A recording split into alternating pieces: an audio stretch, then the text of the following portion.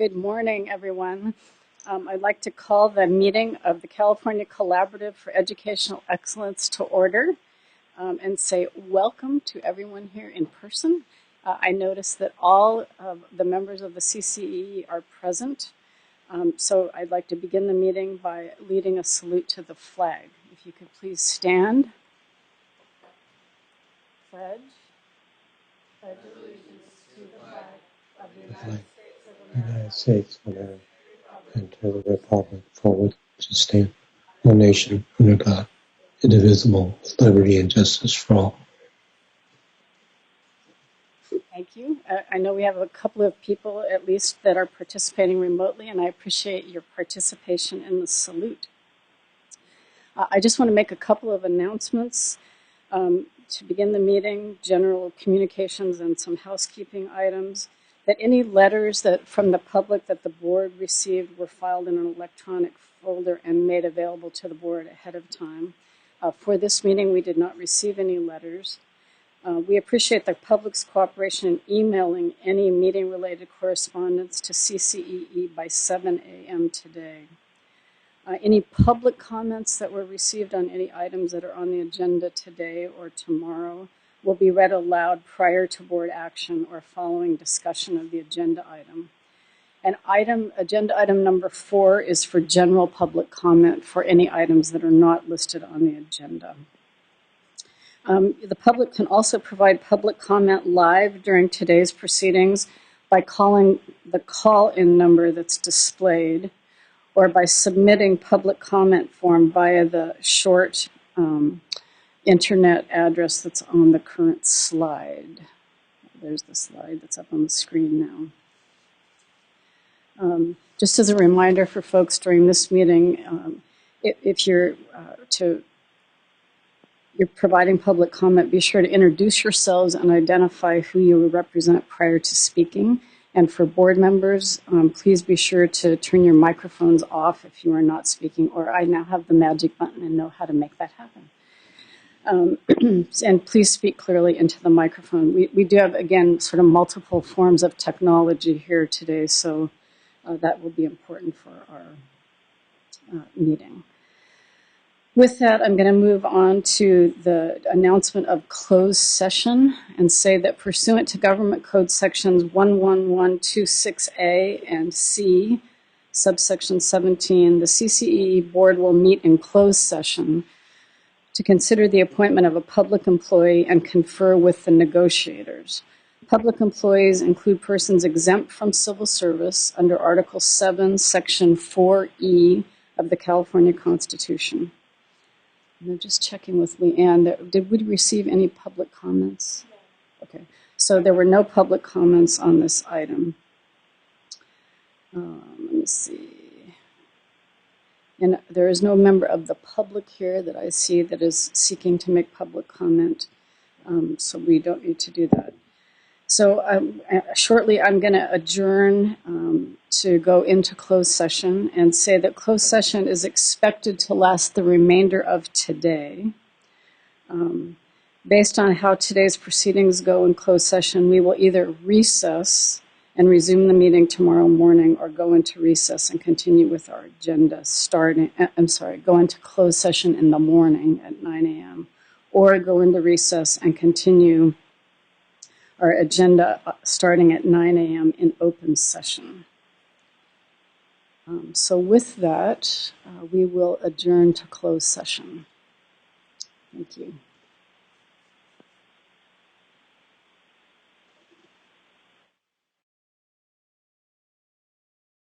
Good morning.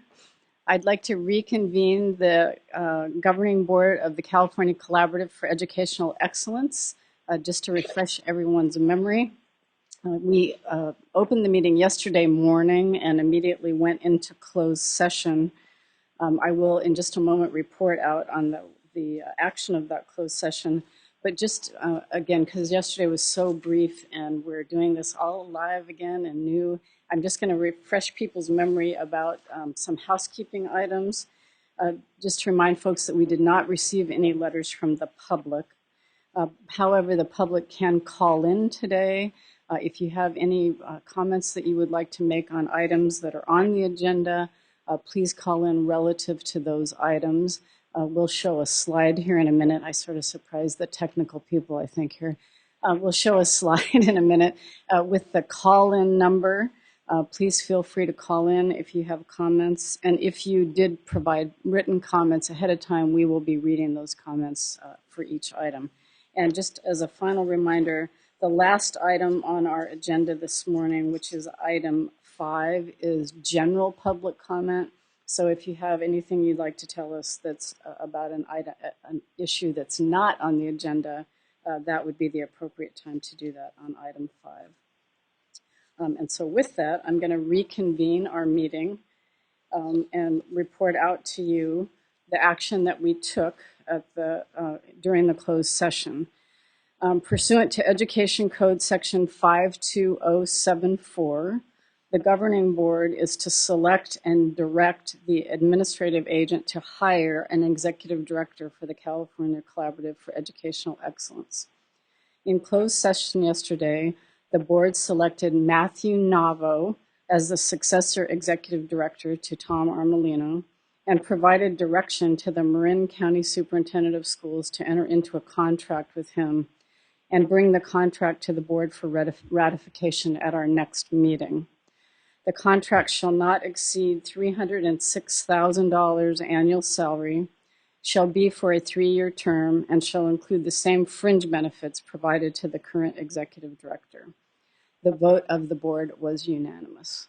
And with that, I'm delighted to introduce all of you who don't know him. I'm sure many of you do. Matthew Navo, who's here with us today. And Matt, I'm going to ask you to join us here at the dais. Mr. Armelino will be joining us via Zoom, so we have the opportunity to have both folks participate. And I just want to say on behalf of the whole board, we are absolutely delighted to have you join us. So congratulations, Matt.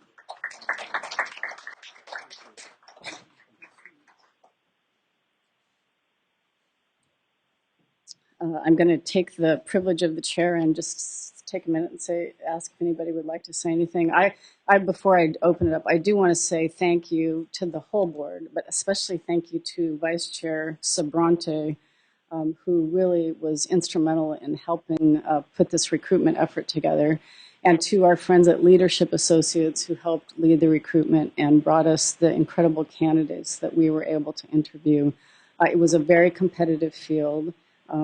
Very talented people who were interested in this job. So I'm very grateful to all of you. And I'm just going to take a few minutes and see if anybody has anything they'd like to say. Tim? I'll start. I just want to echo Sue's comments. First, thanking Leadership and Associates. They really did a great job helping to shepherd the process. And as Sue said, we had some outstanding candidates, and it was a tough decision. But Matt, I'm really excited for you. I mean, you've got such a history with our organization, and you bring so much to the table, just your experience in the field, doing the real turnaround work in a challenging district as a superintendent, and your work in West Ed, your work on the state board, and obviously your work here. Just the breadth and the depth of the experiences and the skill set that you have. I'm really excited about your leadership, taking over for Tom, who's just done a fantastic job, following in the footsteps of Carl. I mean, we've been fortunate as an organization in such a short period of time to have such great leadership. And I know you're going to do a great job helping to lead our organization. I'm looking forward to working with you. Thank you, Tim. Stephanie? Yes, absolutely. So on behalf of State Superintendent Tony Thurman and myself, we are very excited about having you join CCEE in the executive director role because of the opportunities for collaboration and movement forward between all of our state agencies and working together to better impact student outcomes. So welcome, Matt, and really look forward to our partnership. Thank you. Okay. Well, welcome, Matt.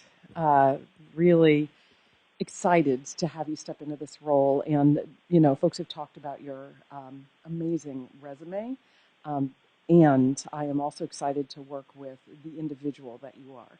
So I think that is going to well serve the students we serve through CCEE. So welcome and thank you. Sandy? Well, I want to say I'm sorry I'm not going to get to work with you longer. I think it's a great choice, and it was a very competitive field. And so it was an honor to get to interview the folks that we did, and I'm glad you've been selected. And sitting as the person who represents LEAs and superintendents in the state, I think they're going to be very pleased that they have somebody who's been in the chair and understands the impact that these different initiatives and all of the reform and improvement processes have on a district, and we'll be mindful of that with the work. So thank you and good luck to you. Matt, you want to say a few words? I'm just so grateful and humbled to be a part of the team, and I thank you for the kind words and vote of confidence. I've been a product of the state of California since I was born and raised, educated in the state of California education system. I have great pride in our state. I have tremendous respect for the team of the CCEE, and even more so for the entire system of support, from CDE to county offices to LEAs. And I believe that our purpose, as we have matured, I've watched us from the beginning, and it's been amazing to see our journey, is to help the system of support be the best version of themselves, to be able to position people to do the best work for the kids of California, because I was one of those kids who benefited from the hard work of people in education.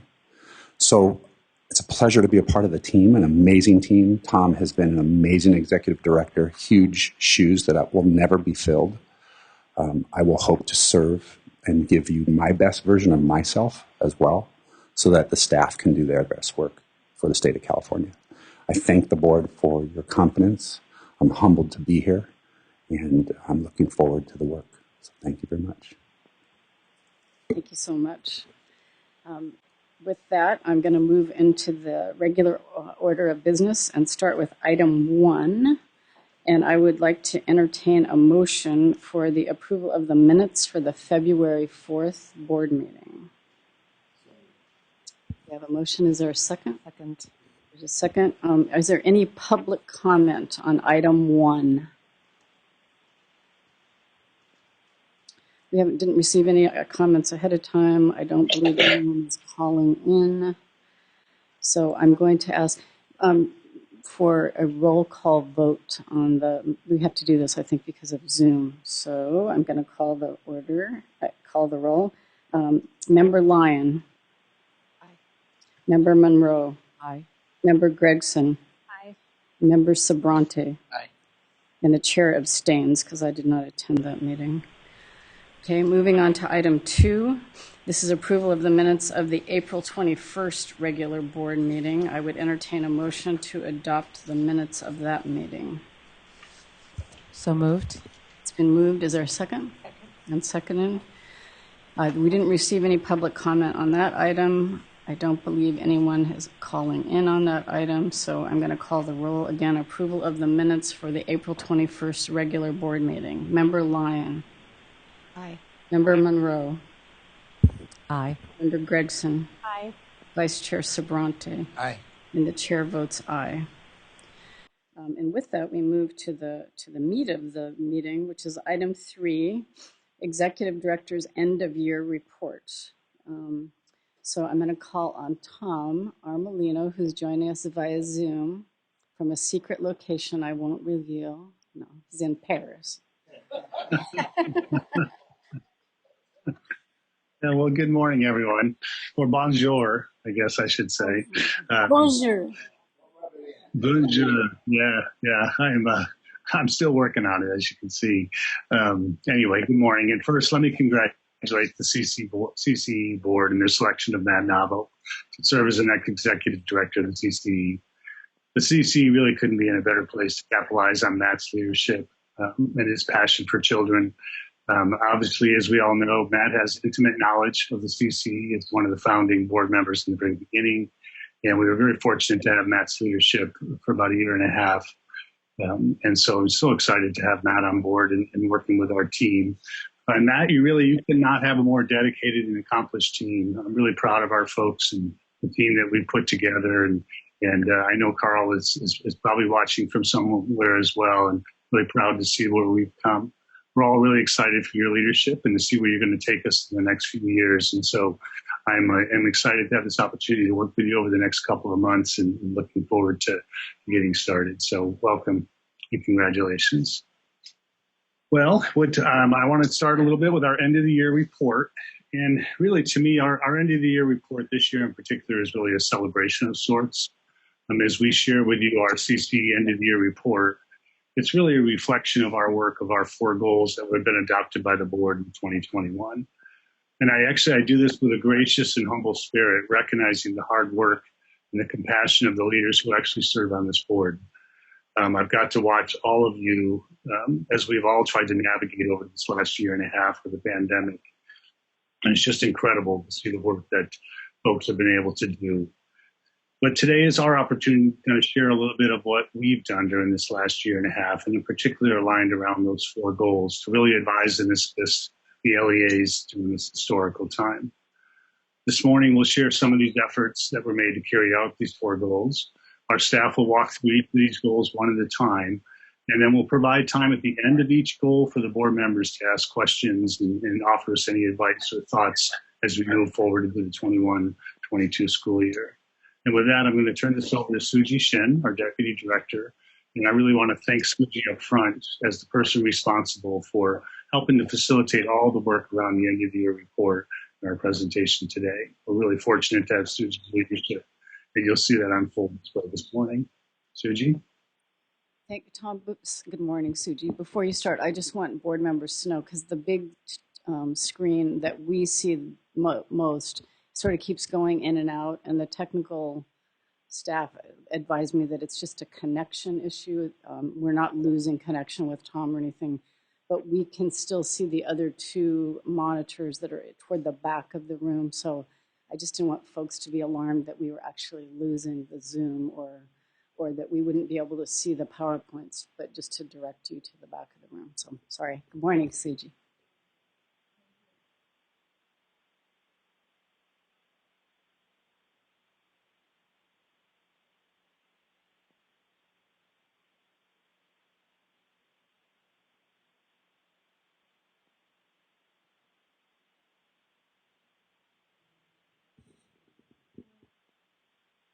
Goals and looking forward. And before I did, just again, also want to take a moment and just thank the board, and congratulate Matt Navo for coming in as our incoming executive director. I think on behalf of staff, I'm so thrilled to have you joining us in August. You've been with us from the beginning with a slight interruption, but I think for this perspective and the leadership and the commitment to students in California that we serve, we're just thrilled and excited to have you on board. So welcome. Suji, can I just ask for sure, because you sound very quiet to me. I just want to make sure your mic is on, because I'm not hearing you very well. Thank you. Is that better? Okay, great. Great. Is that now it's on? Okay, fantastic. So with that, starting off on our overview of our agency priority goals. Again, as a reminder, the work of the organization over the past couple of years has been organized around the 4 priority areas that we identified as part of our 2018 strategic board setting. And so those are, the first around the direct technical assistance that the team provides in conjunction with our county offices to the districts that we serve. 2, around the review, development of our professional learning resources and capacity building across the state in collaboration with our partners in that work. 3rd, around the facilitation and development work that CCEE engages in partnership with the department as well as the state board and the lead agencies within the system of support. And then 4th, around our work in research, communication, the identification, development, and dissemination of the best practices, both internally and from around the field that we've really been engaged in. This year, we also have, along with the 4 priority goals that we'll be sharing updates on, brief segment at the end around some of the work that we have done that was not captured in the initial priority goal setting, which is some of the pivots that we've made over the course of the year to focus on and support some of the COVID related response work that we've done on behalf of the administration. So of the course, each of our teams will be coming up and providing, again, very high-level summary of some of this work, diving in, providing a couple of examples, and sharing a little bit about the impact of this work, along with their thoughts on next steps. And we'll pause at each of those sections then for a broad conversation feedback. And then just as a reminder, we're also in the process of finalizing our full end-of-year report, which will contain all this material and additional information, and which will finalize following conversation with you and your guidance and input today. So with that, I would like to then now turn it over to Dr. Carla Estrada, Deputy Executive Director of the Direct Technical Assistance Work, to come in and share around Goal 1. Good morning, Carla. Welcome. Good morning, board members. Thank you so much, and thank you for the opportunity to provide an update of the work that's occurred this year, in particular around direct technical assistance. As you know, the Goal 1 is really about making sure that those that are most in high need, that we're able to be a support and resource to these districts and LEAs. And this has all been work that's done in partnership with our county offices as well as other members of the system of support, and so including the CDE, which I'm very grateful for. And so with that, I want to continue with a little more gratitude to this board as well. We have definitely had to form and develop what this process was going to look like, and we've really greatly appreciated the wisdom. I'm going to take a step back, maybe it's a little background for you. The wisdom that this board has provided us, experience and guidance as we've developed these resources and our process for being able to determine how we can be of best service to our districts. And so as I share with you where we are now, I think you will see that over the past 2.5 years, we've really tried to develop some good systems and structures, but also make sure that we continue to engage in continuous improvement cycles ourselves. And this board has been a critical part of that. And so I thank you very much for that opportunity and that support. So as we think about year one and we think about where we are now, we've been very focused on moving beyond process and implementation to also being able to progress monitor. And so as we thought about all that work, I'm sorry, I'm a little ahead of myself here. As we thought about that work, we recognized that we needed to determine what would be the process for ongoing engagement as we worked with these districts and our county offices. And so we really ensured that we focused on communication, but also the tools that would help be able to communicate what that progress looks like. So today, Dr. Roberts will share more details about that experience and what we've been able to develop and learn from some of our other partners, for example, Alameda County Office of Ed, and how they've communicated that type of progress in a very transparent way. Also, we've been able to complete systemic instructional reviews. We knew during the pandemic that there might be some districts that did not want to continue in the process because of just the priorities that may have changed. And I am very pleased to say that all the districts wanted to continue with the SIR process because they felt that it could help inform their immediate needs as well as their long-term needs. And lastly, we'll update you on this expansion of access to all. We've talked about how there needs to be resources that are available to all of our districts in order to ensure that what we're learning through what some of the strengths and challenges that some of our districts are experiencing, that others could benefit as well. And so with that, I'm going to hand it over to Dr. Roberts, who's joining us by Zoom. And as he goes into talking more about the DTA support and a little bit more of the details of the tools and resources that have been developed through that process. Dr. Roberts? Thank you, Dr. Estrada. Good morning, Chair Burr, Executive Director Armelino, Executive Director Navo, and members of the board. I think I got that right. I'm Matthew Roberts, happy to join you this morning. And so to obtain the DTA goal and continuance of what Dr. Estrada just focused on, we have really focused on district progress towards obtaining the SIR recommended actions in a very concerted way. Part of our ongoing support has included investments to support implementation of actions, and this includes people. It includes, partners. It also includes, which is inclusive of our county offices, our Department of Education, FICMAT as well. And so all of these sort of thought partners have assisted us to really be able to focus on the implementation of those SIR actions. We also, to Dr. Estrada's point, we also know that schools, staff, teachers have been really, really busy this past year. and swamped, and many are taking over needed and long overdue breaks right now. But many activities are still being sustained. There's summer school, there's the intensive tutoring, there's lots of new pieces that the districts are having to pick up, in addition to all the other plans that they're having to sort of push forward.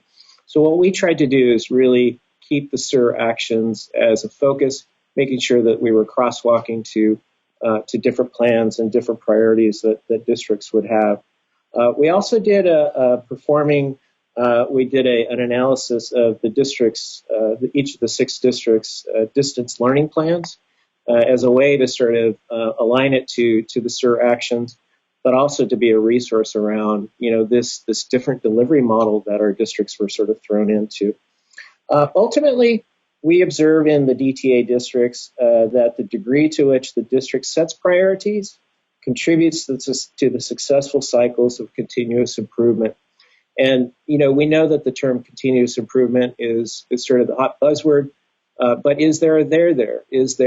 Are there outcomes that really show that sort of cycle of continuous improvement? We know that our partners in Oakland and Alameda are sort of leading their SIR in that direction. So I'll point their work out and to that end. So for this particular slide, I think we just wanted to show you that there's lots happening in terms of focusing on the progress and the monitoring of that progress.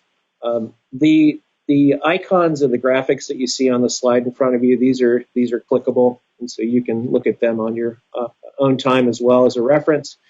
But essentially, this serves as a one-pager, a 2-sided one-pager that we distribute to our districts to just kind of tell them what the process is and how to ensure that those SIR actions remain priorities. All right, let's go ahead and go on to the next slide. So as part of our support, yes. I'm sorry, just to interrupt for a second, because I wanted all the board members to know that the PowerPoint has been emailed to you. It wasn't downloaded on our agenda. So if you want to follow along, it's a little bit hard just because we can't see this big screen all the time. Okay. So, it has been emailed. Sorry to interrupt you. I just wanted people to know that they could access it if they'd like to on their own screen. Go ahead, please. Thank you. Thank you, Chair Burr. And I would also invite in the slide previous, there's a couple of clickable, and downloadable resources that you can look at too. So again, with this slide, we're really excited to present this to you. This is sort of our roll up for the year in terms of DTA support. This is our impact. It's the data that we use to sort of show progress. We perform quarterly check-ins with each of our districts and their county offices for progress on SIR implementation. The most recent update was in June 2021, so you're getting sort of hot off the press data here. This slide shows, again, it's a snapshot using sort of a status of not started, and you can see that on the right-hand side. You might not be able to see it, but the statuses are not started, in progress, and completed. And you can see a rundown of each of the districts that we work with and sort of their status in terms of these action steps moving forward. The status results from evidence collected through engagement with the LEA and with the county office too, and also evidence that is provided by the LEA. The 6 districts are named on the left-hand side of this graph here, and the year in which the SIR was completed. You can see a direct correlation between when the SIR was completed and the number of completed action steps that they actually have. And so, for instance, with Inglewood, there's 29% of their action steps that have been completed, and they're the district that started the first in 2018. So there's definitely a correlation there. A lot of times if a district has items that are not started, it has to do with, it could be the pandemic. It could be just putting off of a plan, that type of thing. Or maybe they're just not ready to start it. So there's lots of reasons. Anyway, we wrap around these districts to ensure that they're able to keep the focus on the SIR action steps and to move them forward. I think our most recent SIR that was completed was Mount Diablo, and you can see there's no status data there yet, but that will be forthcoming. Our next quarterly update will be in November. We certainly provide this report to you as well as our board, and so look forward to that information going forward. I think that concludes my portion of it. I wanted to turn this over to my partner, David Toston, to talk about expanded access next. Thank you, board.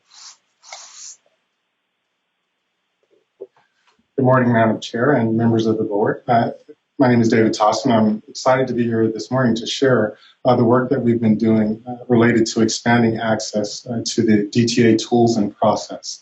I want to start by saying the brief comments made by Dr. Roberts, as well as the 2 slides, don't begin to capture the investment of time and resources that LEAs, as well as CCEE team members, invest in the systemic instructional review process. And so with that in mind, recognizing that completing the SIR process with every LEA isn't feasible, we wanted to expand the DTA continuum to provide greater access to the tools.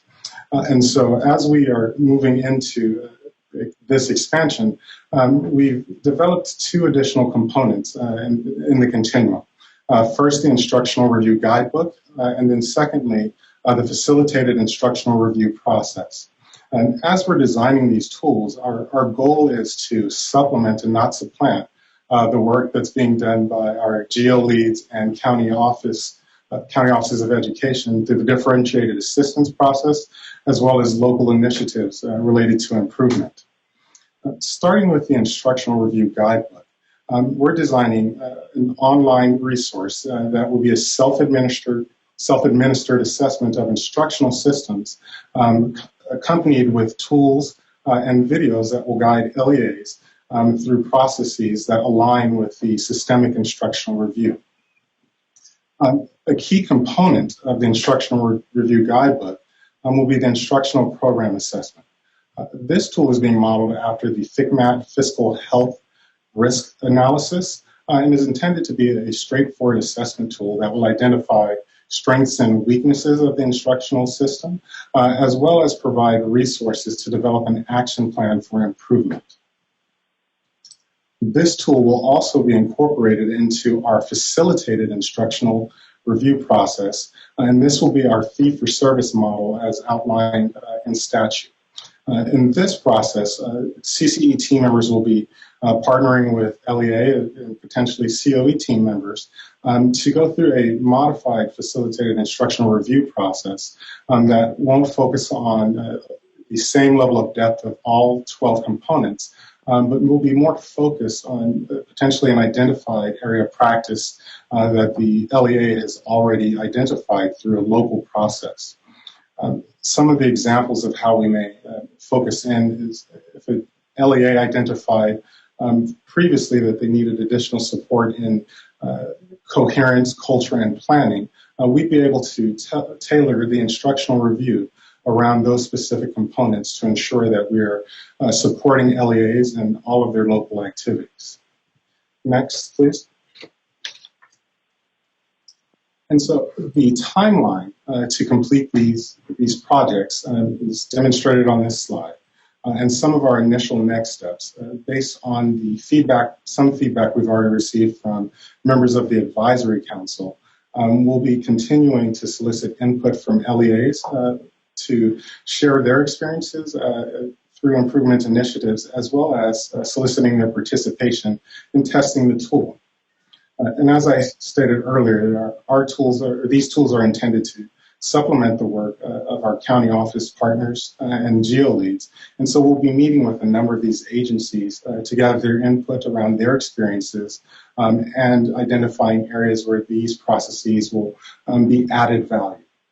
And so while our goal is to have all of the projects completed no later than June of 2022, we're committed to disseminating and releasing the various resources as they become available, with the intent of having our earliest deliverable, the instructional program assessment, available in early fall for LEAs to begin utilizing.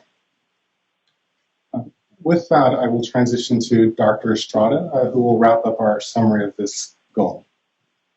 so much, David. Really appreciate it. And as you see, that some of this work is work that has been building off our initial phase of technical assistance and then some of the future work. And that continues to be shaped. And we look forward to bringing this forward to the board, as David has shared, and with other partners to make sure that we're being informed. And so, again, I do want to thank our partners also at FICMAT, who have been really great at sharing those lessons learned, and also understanding where is the added value that CCEE can add.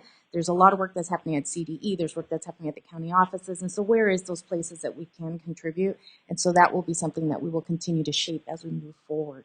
And so as you see next steps, it's really helping folks. One of the things that we found from our systemic review is the need for really creating examples and roadmaps for how do you create a strong district-wide instructional plan.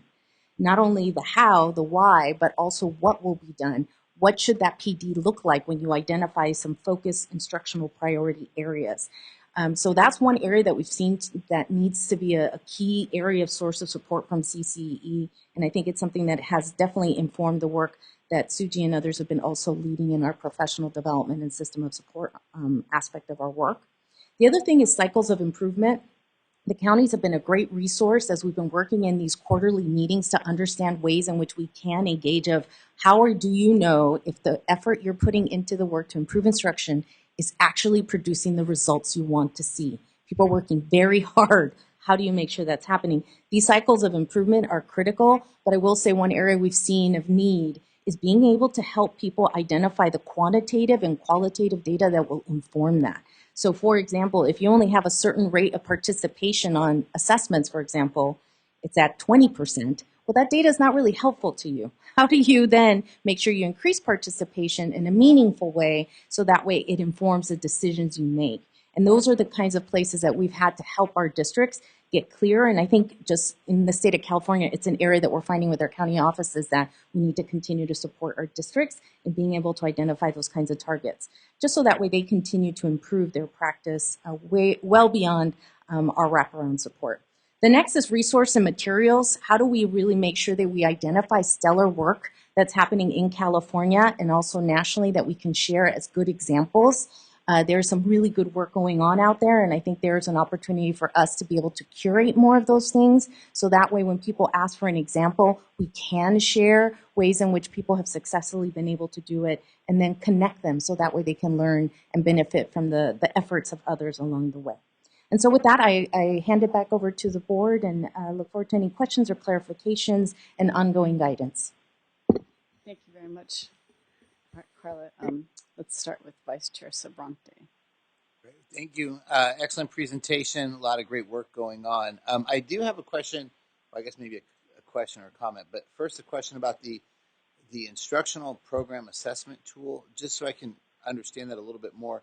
Is that something, if I understand correctly, that's available potentially to all LEAs, all charters, all county offices? Anybody, yeah. The idea is that we would make it available on our website or something like that. I'm not the tech person, but I'm thinking of the website that people would be able to complete, and it would be able to generate some guidance of like, these are your strengths. That's something that we've learned from our districts. They really appreciate noting what their strengths are, where their weaknesses are, where the opportunities and threats could be. So something that would help generate and give some type of guidance in that way, and then potentially connect them to resources that we've curated around that would then say, okay, so here's your next step as an LEA team of what you can do next.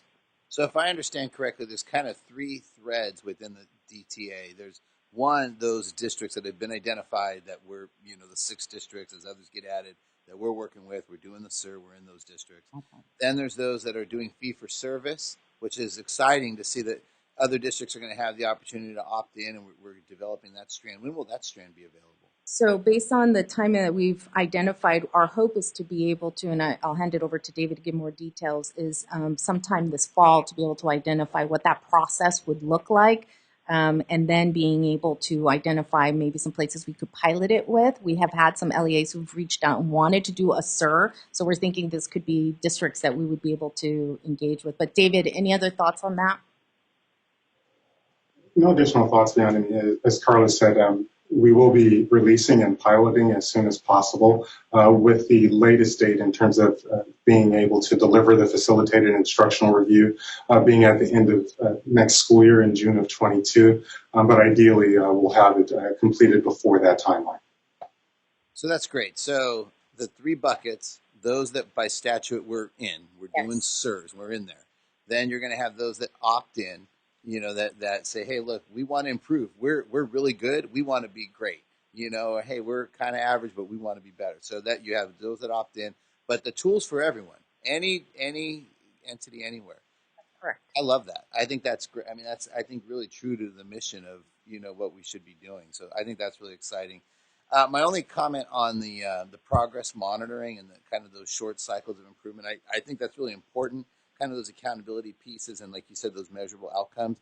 I do want to, my only caution, I hope it's done in a spirit of collaboration and that we're not seen too much as just another compliance entity, because there's enough historically and certainly other entities that are doing that compliance. So I just hope, I actually think that's important that we have kind of those quarterly checkpoints, but at least from my perspective, just making sure that it's done in collaboration with as thought partners and teammates with the counties, with the GEO leads, with those districts. So it's done, hey, we're doing this together, and not CCE doing the quarterly checkup saying, oh, you didn't hit these items on the checklist. So that's my only thought. And I assume that it's being done that way, but just kind of a thought. It is something that we are constantly trying to, this is why we engage in our own continuous improvement cycles. We want to be able to make sure that we are creating a place where we are clear together on what are the targets we want to set and that we're moving towards it. And yet these cycles of improvement in districts that are highly functioning engage in these kinds of cycles of looking at data to see, we said we wanted to get students to this point. Did we? Why did it work? Why didn't? And what our role really is at that point is to advise and assist them. And the nice thing is we also get to leverage the resources within the system of support through the county and their DA process. We also see an opportunity where we need to add some more resources. What we are finding in some of our districts that we've been working for quite some time, there's a moment where we do hit a bit of plateau. As you know, I don't know if any of you guys work out or run, but it's one of the things, you hit a certain plateau, you have to push through. And so we are finding that we need to wrap around more support, and the districts have really welcomed having that additional support because it does require someone who can give a laser-like focus on what other opportunities in our system could we be doing this work better, as well as what might you need in training or something else. Yeah, and just in closing, I want to be clear. I wholeheartedly support it. It's just the tone that we set when we do it. And I think that's the important thing. I think it needs to be done. It's so important. It's just how, like you said, wraparound support, it's done as a team. So, yeah. It's something we should always be reflecting on. That's definitely true. Thank you, Tim. Other comments or questions on this section of the report? LK. Just to build on what Vice Chair Sabranti shared, as both a board member and a partner of CCEE in OUSD, I can absolutely say that is the tenor that they enter into the process with, very collaborative. I think that, just in full transparency, the thing that we have struggled with is consistency, just in terms of who's supporting the effort. But when we have met, and my team and the CCEE team meet frequently, it's absolutely in a spirit of collaboration and not wanting to either step on one another's toes or duplicate work. So I can attest to that. Any other comments, Stephanie? Thank you, Carla. As a partner in some of the SIR work and in supporting some of our districts, I know how important it is to have coherence with all of the entities. And so one of the things that I want to highlight is the new pilot piece around the fee-for-service is ensuring that we are also including other partners in that work, because it is the same work, including the county office as part of the partnership and the collaboration moving forward.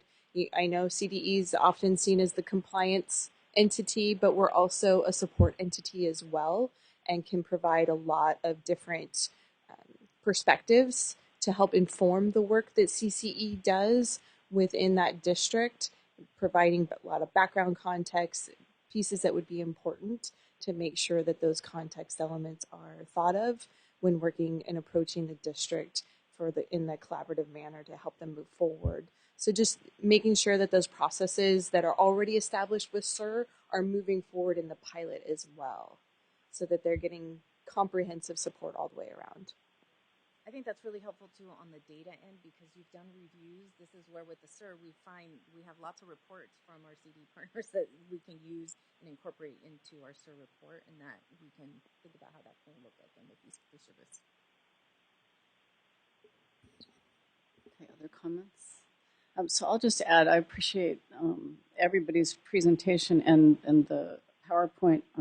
Again, having sort of stepped away from this directly for a little while and coming back, it's wonderful to see the progress that we've made. I had one sort of specific question and then a comment.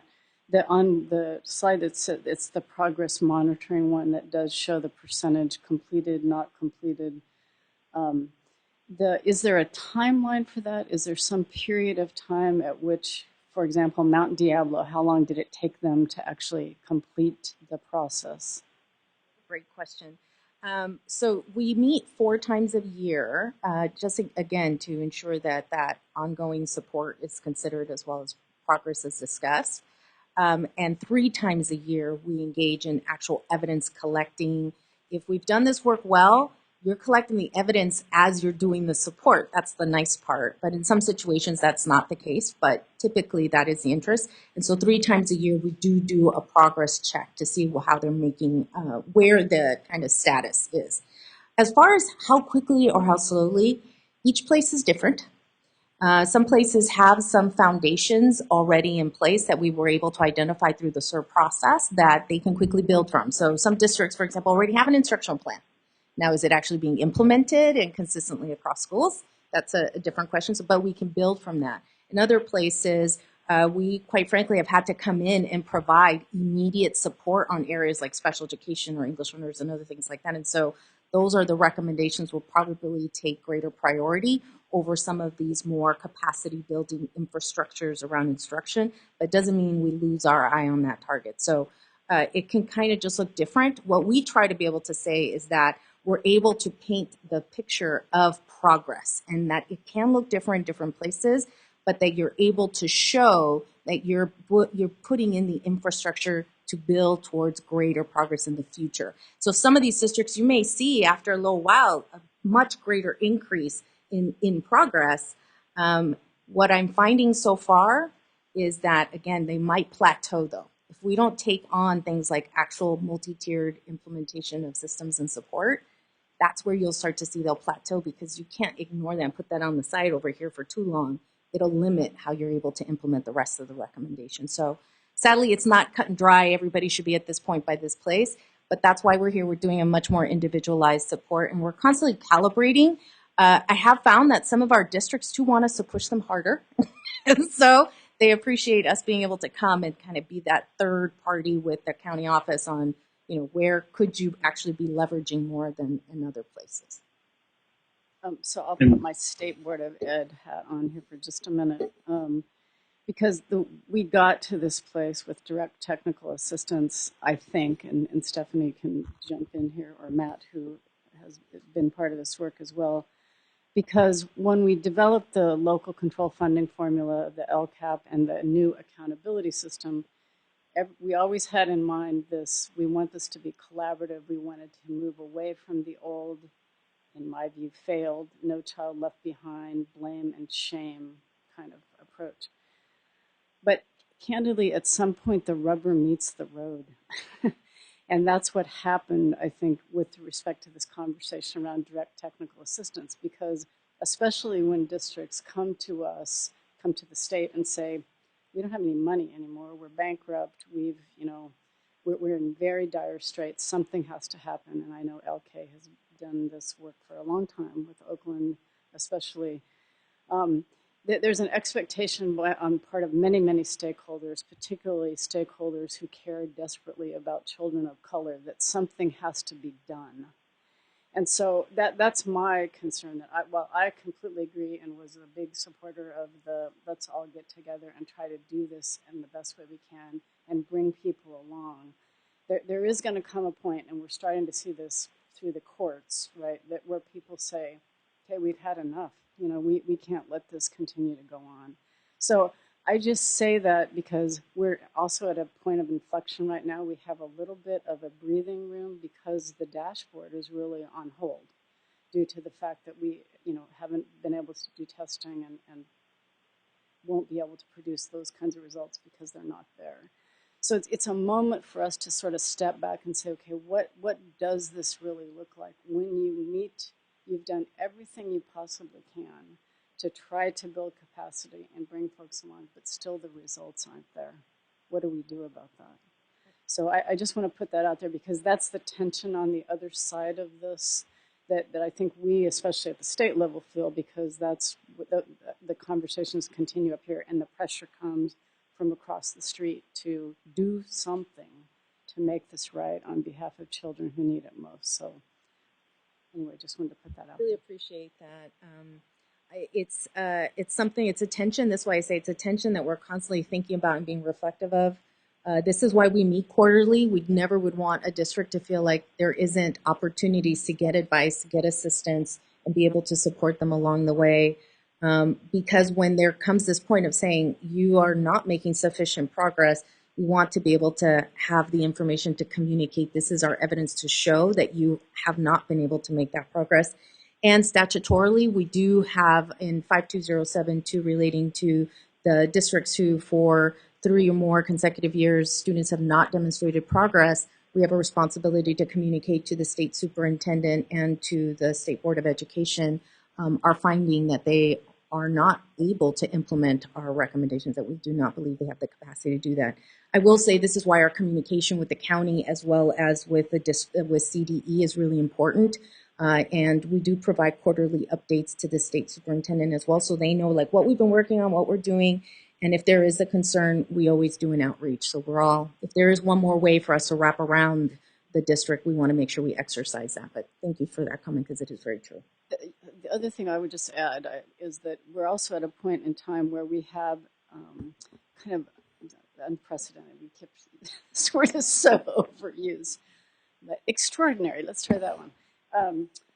Resources available right now. You mentioned resources, that sometimes when you go in, you find that there's a place where you have to say, we need to provide some additional resources. So I hope that we as an organization think about what kind of advice can we give, again, with our partners, about how can you best use these resources that are available, much of which is one time, but there's still many things that can be done to help build capacity with those one-time resources. And, there's about to be a bunch of more money that comes out when the budget is completed. So anyway, I just think that's sort of a new dimension, or a relatively new dimension, that I'm not quite sure is worked into this, but just to have you think about. Appreciate that. Thank you. Sandy. Just one thing, Carla, if you could just speak a little bit about how we invest in supporting and bringing along a board of education, board trustees, because we know that as much as we need the practitioners on board, we need our labor partners on board, that Board of Education has to really be willing to drive that work and make sure that they're providing the right resources and support in order for those things to happen. And sometimes I think that can be a delicate dance, especially with sitting superintendents who are trying to navigate all of that. So how does that work? The combination. Since, as you know, part of our CERT process is a bit of a listen and learn, and one of our first partners are the counties, because they have been working very closely with those districts and the boards for quite some time. So we try to understand the dynamics and history. The other piece is in our stakeholder engagement. In that listen and learn, we do empathy interviews to just understand how people feel about the work that's happening.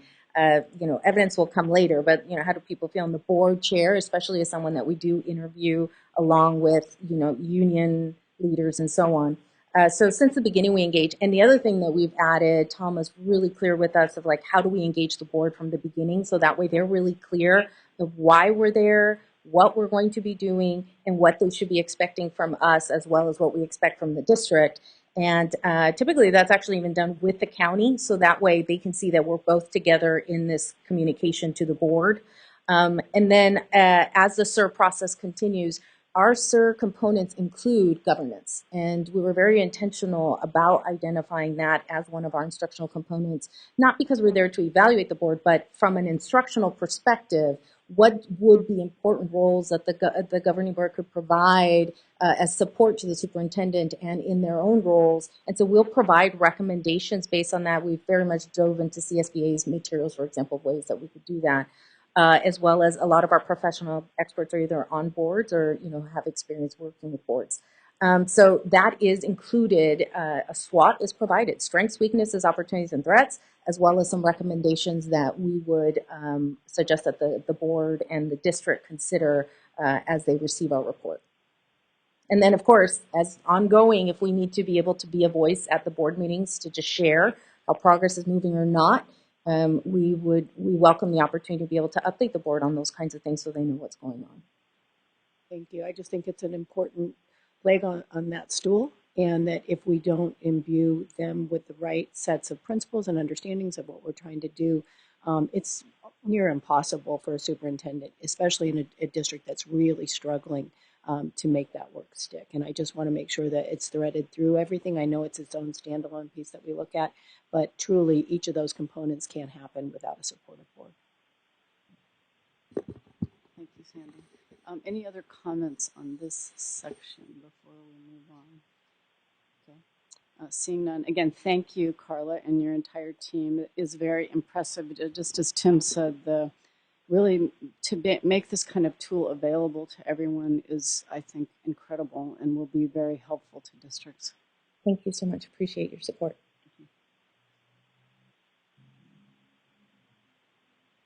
Morning, board. So following that, I think you can see there, even in our work around the systemic instructional review, our next space has been to really then think about what are the spaces in which we are really focusing on building out, developing, and increasing our professional learning resource work. So it is my privilege to come up here today and share with you a little bit about our activities to develop that robust portfolio around professional learning over the past year and our future work. Based on input and feedback from our stakeholders and partners across the state this year, we focus our attention over the past year really on the identification, vetting, and scaling up and development of professional learning resources, sessions, and tools that really brought to bear the knowledge, best practices, the capacities that we have gleaned internally from our work here at CCEE, including the SIR work, as well as with our LEA association and technical assistance providers across the state. Especially focusing on some of the most needed efforts around COVID mitigation in the past 14 months. We've also really focused on refining our engagement strategies to increase the access and implementation of these resources. As well as really thinking about how we measure effectiveness and really now getting into not just putting resources out there, but how do we get in deeper into what is being accessed and how do we use that to further drive development and implementation. And also really thinking about how we focus on the highest priority needs for LEAs to support that instruction with an emphasis on improving student outcomes, especially for our vulnerable student populations during the pandemic. So with that, the breadth of our work has been, or the increase in the breadth of our work has been exponential this year. And as we've been sharing, we go into much greater detail in our end of year report, but I'll keep this very brief for us today. At a high level, our evolution over the past year has gone from this focus in spring 2020, where we launched a series of over 300 professional learning sessions addressing these high leverage priority problems of practice for schools and districts, as we shifted into that space, in that virtual learning space following this governor's stay-at-home order. Some examples of the collaborations can be seen here. Again, we go into deeper detail, including for example, our distance learning consortium, where we partnered with 4 county offices To develop resources to support robust district distance and blended learning systems for vulnerable student groups, really focusing on what is practical, how do we go in deep into this work, how do we create tools and leverages for teams to use and implement immediately in the field. And that focus on that very practical, on immediate problem solving was what we focused on in this initial phase of this professional learning work, and while we maintain that focus on equity and outcomes for students. From there, then, we see that we evolved over into the summer, taking the lessons learned from that kind of initial outlay and kind of initial push out to reach out to our partners to get resources, practical resources in the hands of LEA partners as quickly as possible. We took feedback that we received from these initial offerings and went very much deeper into developing resources that now focused on team-based implementation at the LEA and school level. We focused on developing blueprints for teams that provided strategic planning documents. How do you work with your labor teams and your boards, with your lead teachers, to really think about communication tools for site-based teams, think about strategic planning, reflection documents, and think now, how do we transition the strategic plan into immediate outcomes for students in classrooms in the virtual and hybrid learning spaces? We transitioned our continuity of learning playbooks, which focused on that guidance to support just the transition into virtual and hybrid learning spaces, into then the field guide, which provided bundled sets of resources for school and districts team to maintain that focus on student outcomes while navigating the interrupted learning caused by COVID. Packaged around key topic areas such as leveraging technology, most recently things like reimagining summer expanded learning. How do we now rethink the way that we are looking at summer programming or out of school time programming to support learning acceleration, mediation supports, tutoring supports, enrichment supports for students during this time. And then finally, we have our Leading Forward initiative there, where we are now built out a really robust professional learning platform that are built around high leverage resources to support engagement around formative assessment, social-emotional learning and well-being for students and staff, systemic leadership, and shifts needed instruction to meet students where they are. Again, all through that lens of ensuring outcomes for students focused on equity. And as part of this work, we have been engaging with thought leaders and practitioners to really help set that stage. What are our problems of practice? How do we really grapple deeper into what schools and districts are facing right now with their students? Really focusing with our LEA practitioners and experts to think about what are those multi-part professional learning opportunities that allow teams to focus on implementation. So moving again away from that kind of quick one-time or tools and support to support kind of quick problems of practice or transitions in that virtual space, and now really think about what does ongoing professional learning look like to, again, focus on learning acceleration for students and addressing student needs and school community needs during this time in this space where we may not be able to still meet in person. So what does it look like to transition mentoring and coaching and implementation support in that virtual space? How do we replicate some of that engagement while still taking advantage of what technology allows us to do, which is connect in kind of asynchronous and virtual platforms?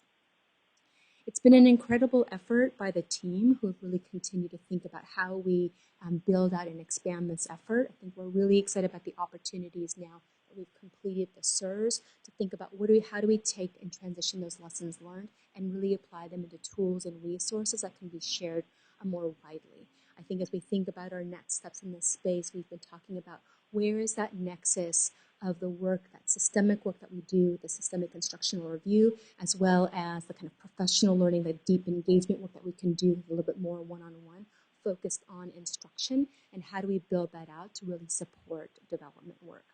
So as we now think about some of the outcomes of this very initial work in the professional learning space, I'd also like to take the opportunity to introduce Dr. James McKenna, our new Assistant Director of Professional Learning and Leadership Development, who has joined us this year to help start and manage this work, to share a little bit about that work. So James, I will hand it over to you.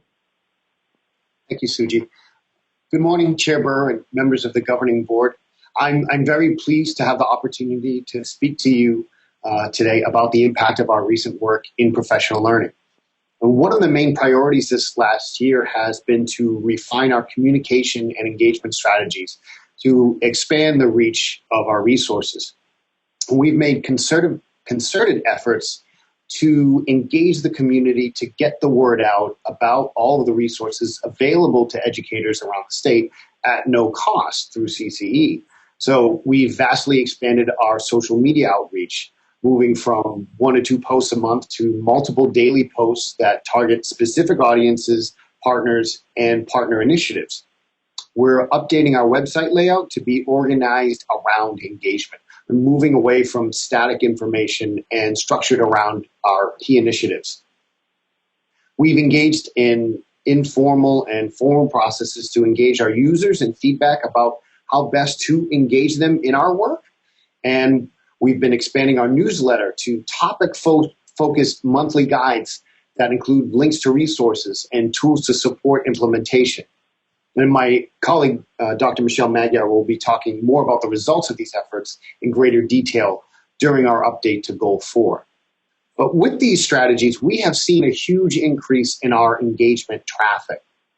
For example, in the past 12 months, we've had over 67,000 visitors to our website, which eclipses our previous traffic exponentially.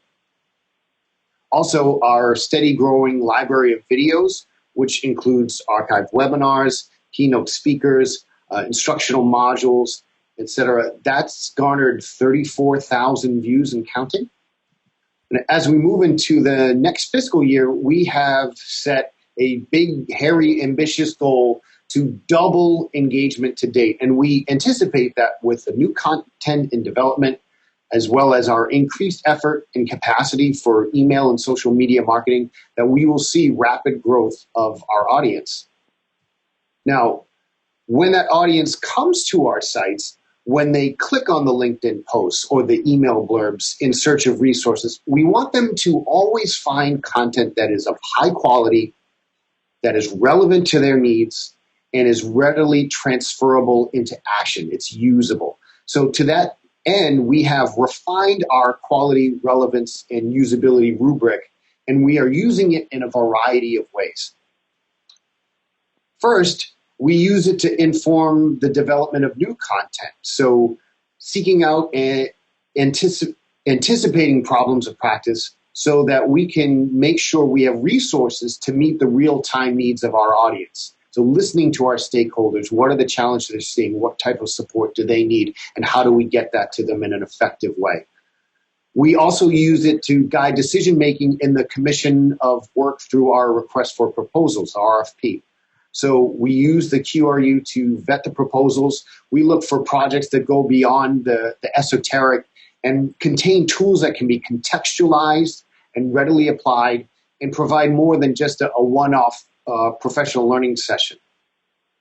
And finally, we currently use the QRU as a lens to audit our existing resources that we're providing to make sure that they're living up to the expectations and the needs of our audience. So we're using the rubric to evaluate resources, and we're also using it to enlist input from the audience by providing this QRU-based survey in close proximity to the resources. So at the end of a synchronous session or right below a video or embedded into a learning path so that we can engage the content to help us engage the audience to help us vet our content. Next slide, please. So with all the progress this year, we are really inspired to continuously improve and refine our professional learning work. Within our Leading Forward initiative, we are focusing on developing and promoting resources that help teams solve authentic problems of practice. I'd like to highlight our courses that we currently offer through University of California, San Diego Extension. Building off what we've learned from our initial foray into this realm through the spring, we are increasing the level of facilitation within those courses to provide more authentic feedback and interaction. And we're also increasing the number of courses and making several of them available to county and district partners to offer locally so that they can participate through the UCSD instance of Canvas, but if they've got Canvas on their own, they can download it and facilitate it locally. So for example, our UDL course, which was developed through the RFP by Santa Clara County Office of Ed, that will come with a facilitator's guide and be offered for free for download, as well as through UCSD extension, so that anyone can add it to their own platform and can offer and facilitate it locally. We continue to apply and monitor the QRU rubric to vet new content and to audit the offerings, especially as we start thinking about supporting the work of accelerating learning. And so with that, that concludes my section of the presentation, and I'll pause now for any questions or comments before I hand it over to Dr. Ronnie Jones. Any questions or comments on that section of the presentation? I'm sorry, but I don't know what QRU stands for. You know, me and acronyms. So if you could just explain that, I'd appreciate that. Thank you. Ma'am, I apologize for being overexcited and speaking a little quickly over that. So QRU stands for quality, relevance, and usability. So is the resource, as it says, well-structured and designed? You know, is it engaging? Is it research-based? Okay. Is again, thinking about what you're talking about, have we reduced the jargon enough so it's really accessible to people? Is it relevant? So do they clearly see the purpose and connect the purpose to a current need in the field? And finally, usable. Can they take that resource or that and use it to apply to a problem of practice readily?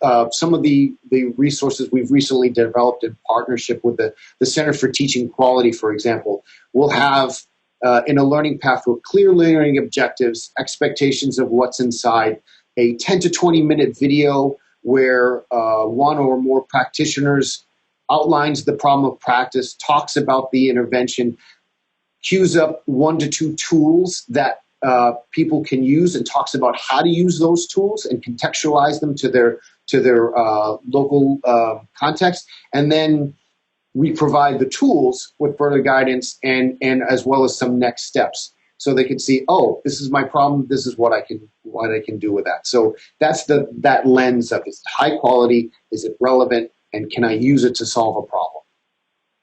And so then thank you, I appreciate that. The question is, how do you determine the needed content? Is there some sort of advisory group? Are you just building on it from the districts that you're working with? I know you really pivoted a lot, and I know you'll talk about this a little bit more, but in the pandemic to distance learning, for example. But I can step in there, James. I think, as part of this, we've had an ongoing feedback conversation. So when we first shifted into the online space, one of the first things we did was reach out through all of our county offices, as well as our advisory council made up by 11 county offices, 11 districts, as well as partners that we've engaged with through our system of support as well, in collaboration with the department and state board, to really start having some of these quick checks, both informally and formally, around what were the highest priority needs, where were areas of concern, were there any trends, whether it's geographic or type, kind of student group areas, where they felt like there was a particular need at the state level. And so that was our initial cut there. And using that information, that's really where we did our first round of development to get out that kind of quick response in the early part of the pandemic, focusing on, now, what do we need to do right now to transition schools and districts and classrooms into that virtual learning space, and what are the supports needed? I think from there, we began to continue to have both formal and informal feedback mechanisms. All of our resources have links to kind of feedback opportunities to gauge in, is there a next step that is needed? Is there a further development to it? Is there a gap that we're finding? And that's been useful for us to help guide, again, what is that R? What is that relevance? Like, what is needed right now to address this particular problem of practice? Stephanie. Thank you, James and Suji. I do have a question regarding has there been any conversation of connecting with the California Educators Together website and looking at the work that's been happening and the conversations going on with teachers on that website to then determine, where CCE can also house resources there, or glean and be part of those conversations on the website?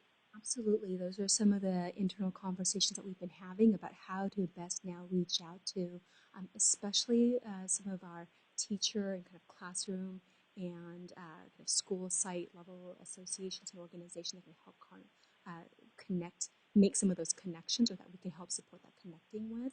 I think right now we have focused, again, like because our work has been sitting at that kind of district and school, really that district level, that's where the initial development has been. We have found over time that the real focus of our work is now coming down a little bit more directly into that classroom space.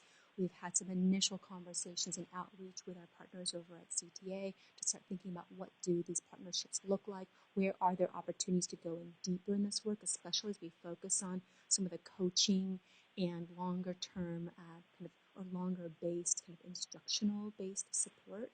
And so that is, again, as we think about next steps in this work in the coming year, really the intention for us is to focus on, like, now, how do we build and leverage those partnerships to go to reach that group that is asking for these supports. Thank you, Tim. Thank you. Excellent presentation. And I'm really glad to hear about really focusing on that classroom work as well. I mean, I know a lot of our work by design is going to be systems and higher level, and that's understandable, but really focusing at the classroom level, because that's where education happens. So that's good. And I do think that quality, relevance, usability lens, as you look at everything, is really important. So I think that's the appropriate lens. I think you need to have all three of those things to make it worthwhile. And I like the fact that you've talked about volume in terms of increasing the amount of things that you're pushing out there, but with volume also comes targeting. So making sure that you're not just scattershot a lot out in the universe, but you're focusing. If you have a resource focused on science, it's getting in the hands of science teachers. If you have a resource on EL, it's getting in the hands of educators that do that work. So I think doing both is important. And finally, I think where goal 2 and 4 meet each other and trying to look ahead. Let's look at the fall. The response coming out of this, you're going to have a lot of gaps, a lot of things that are going to be uneven, but you're also going to have a lot of successes. You're going to have some districts that have really done a great job in terms of trauma and SEL supports, or have really found a way to close that learning gap that we talk about in a particular area. So I really just to kind of look ahead, and I would encourage staff to really be focused in the fall to figure out, doing the research on what districts are getting it right in various areas. And again, there's no one size fits all approach, and there's the local context. We all get that, but really trying to focus in on who's getting it right and making sure that information is getting it out there so other people can see that. And then I think doing some of our professional learning around that in real time. So, if we're able to see some early successes, you talk about those quick cycles, if we're able in 6-8 week cycles out of the gate, school starts and we're seeing some real successes, let's do that workshop in October. Let's do that professional learning early, and not wait till April and, oh, here's the workshop on something, so trying to really be proactive and thinking ahead for that next level. Because the way I look at it, summer's already gone. I mean, we're already, at this point, there's no sense focusing on summer learning. I mean, that's what people are where they are. So really trying to think about what are the needs in the fall? What are the needs in the spring? And trying to get those resources ready to go in real time. Thank you, Vice Chair Esponti. I think, we will go a little bit more into that detail in Goal 4 when we talk about this, but I did want to take maybe a moment just to say that I think, yes, as part of our outreach, as part of our input, kind of feedback, and like reaching out and getting that scan of what is happening, we talk a lot, and we should be very concerned about the fact that our equity gaps have been increasing, that we have, a large pocket of students who have not thrived at all during this pandemic. And we've got communities that are in crisis or in further crisis. That said, we also know that there are pockets of incredible work that is done, where there have been incredible successes on behalf of schools and districts and communities.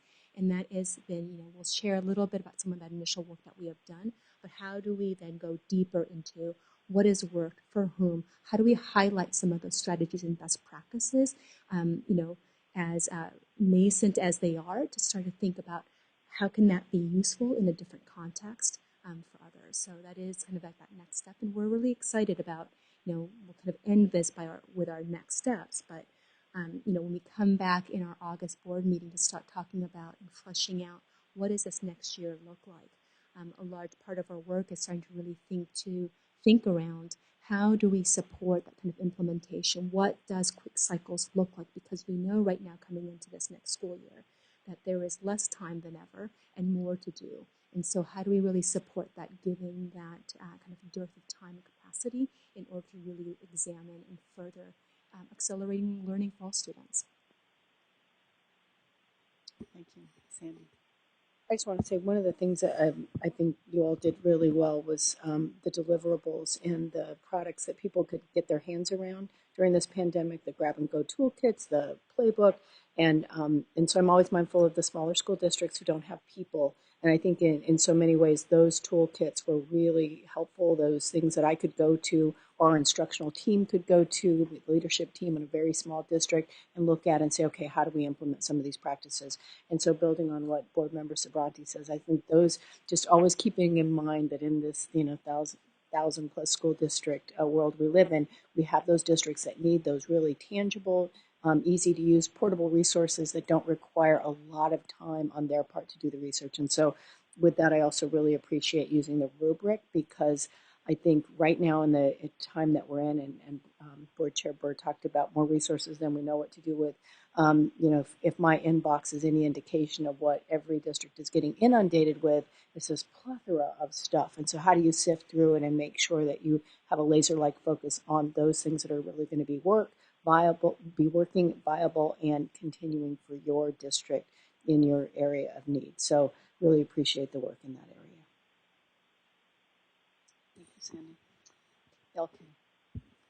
So in another build on to Vice Chair Sabrani's comments, just really thinking about, as we come out of this pandemic, what has been put in place by necessity. So coming from a county office perspective, we now meet with our CAOs, our chief academic officers, we've pulled it back to every other week now. But we have had, of course, more attendance than we've ever had.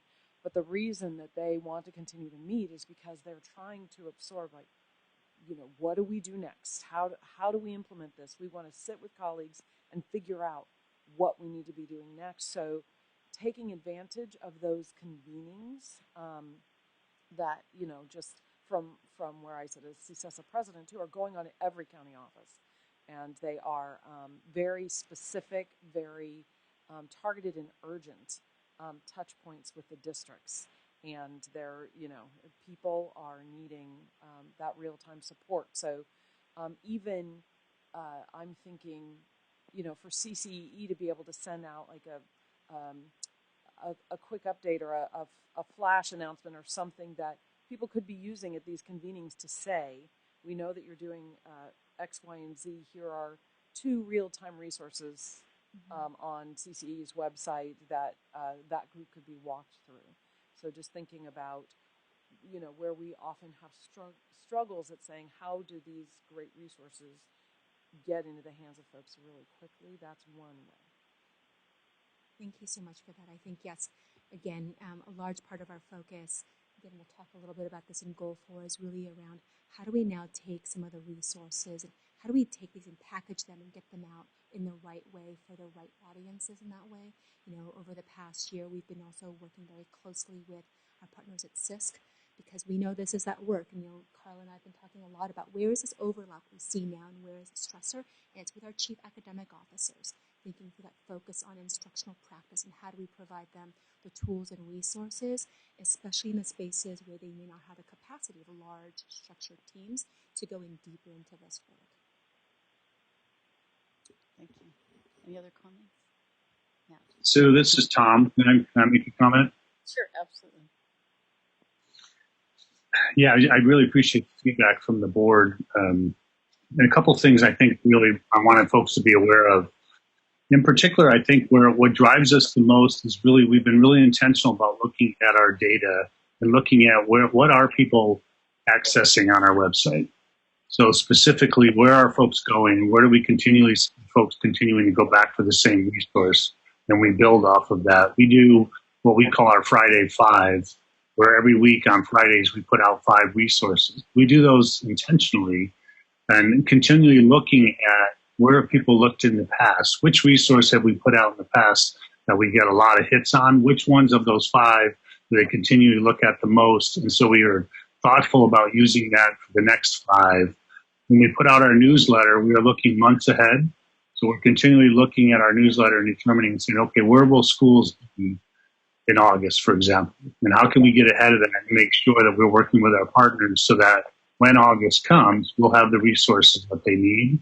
The other piece that we're very intentional about is trying to be careful not to just put out resources to put out resources.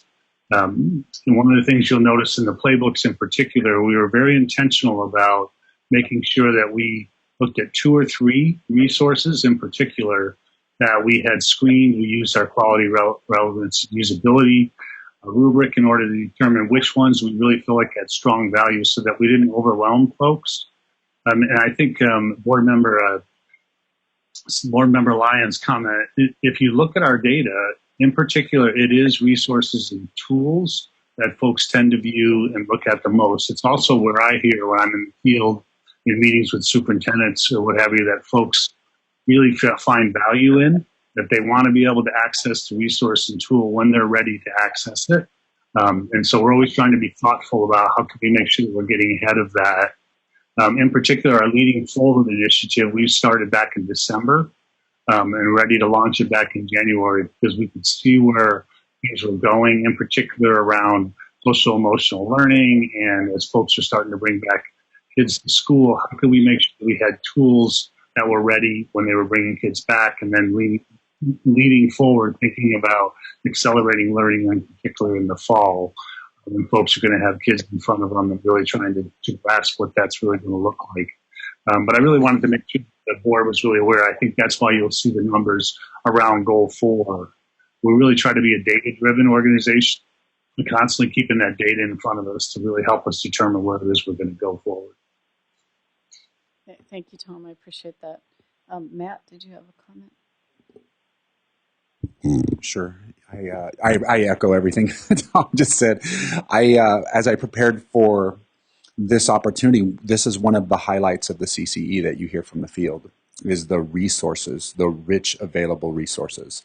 I think the challenge for people in the field is the ease of access. It's so deep. It's you can go into a rabbit's hole and you can get, and so it takes time for them to find what they need sometimes. But this is absolutely a highlight from the field, and I just want to commend the team. And James, I appreciate the UDL language in the approach because it's nice to hear that as you think about how people can access. So I appreciate that very much. Thank you, Matt. Suji, is that it for Goal 2, or we're still? No, so I think with that, then I will now transition it over to Dr. Ronnie Jones, our Assistant Director of the System of Support, to launch off our kind of activities on the System of Support. And Ronnie, I'll go ahead and advance the slides for you. Just tell me when you're ready. Can I just suggest, since we've been sitting for just a little while, that prior to, because I don't want to interrupt Ronnie's presentation, that we just take a 10-minute break and then we start up with Goal 3. So it's 10:24. We'll come back at 10:35. 3, I believe. Yes, we are. Well, thank you so much, Chair Burr. I really appreciate the time today and the attention of our advisory board in thinking through with us what's been happening with the System of Support over the last year, the impact of the system, and then any of our work moving forward with the System of Support.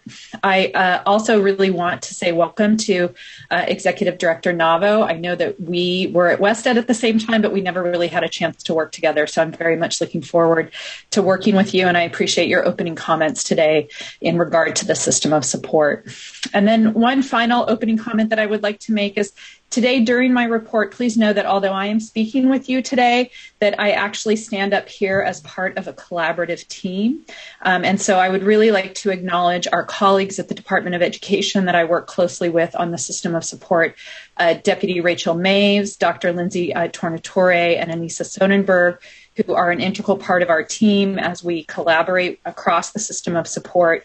I would also like to acknowledge Sarah Petrowski from the State Board, who works with us very closely to ensure that we have the ability to meet all the goals that you see here on the slide. And then internally within CCEE, I would also like to acknowledge Stephen Sterling Mitchell, David Toston, Dr. Matt Roberts, and Dr. Carla Estrada, who work with different lead agencies across the system of support. And so it is all of our work collectively that I am representing here today during my presentation. So as you can see on this first slide, we have many of the same goals that we have had over the past several years. I also wanted just to add a little bit of context is that I have now been with CCEE for about 2.5 years, and that's as long as the system of support has existed. I came on board right at the inception of the system of support. And so just for context, the system of support had really been meeting collaboratively, had really started to engage in systems work. And a year in, the pandemic hit. And so the system of support has had to really respond this past year in ways that maybe we never anticipated in the initial beginning of the system of support. And you can see within our goals that we really rely on the system of support, collaborating across both state and lead agencies to integrate the services and resources and activities to create coherent systems and communicate across the system. You're going to hear about a lot of that today. CCEE has also been leading an evaluation effort with the system of support. We have really amazing partners at RTI, and our very experienced evaluators have been providing us with a lot of support and information about how to continuously improve the system of support. Again, it's a collaborative effort with RTI, but also with our state agency and our lead agency partners. This year, we spent a lot of time collecting, curating, and disseminating resources and tools. I'm going to attempt to make a connection for you back to much of the work that Dr. McKenna and Deputy Shin talked with you about around our resources. I know that was a question about how we're collecting information about what tools and resources are needed. And then finally, I want to highlight that the Community Engagement Initiative actually has very specific goals within statute to strategically share and integrate promising and engaging practices for community engagement across the system of support. And so we'll talk a little bit about some of the work that they've been doing. So Deputy Shin, if we could go to the next slide, please. So hopefully you can see the slides now. I'm not necessarily going to read the quotes to you, but I know that one of the things that our advisory board that you have asked from us in the past is to provide you with some feedback from our stakeholders about some of the work that we've been doing. And so there are a couple of slides here with some quotes on it for you to take a look at. I'm just going to summarize the content of the quotes. So this is part of the statewide evaluation that RTI is supporting CCEE and the state agencies in order to collect feedback around the system of support. One of the things that you'll see in some of these comments around the work of the state agencies is that across the system of support, lead agencies, our county office partners really appreciate the connections that CDE and CCEE are able to make across the system, that we provide that connective tissue for the skeleton of the system of support, that we are able to make those connections. And especially in this past year, as we have faced the challenges of a shelter in place, a transition to distance learning, a transition back to in-person learning, that the state agencies have really been able to rely on these strong relationships within the system of support to support communication and the sharing of learning across the system.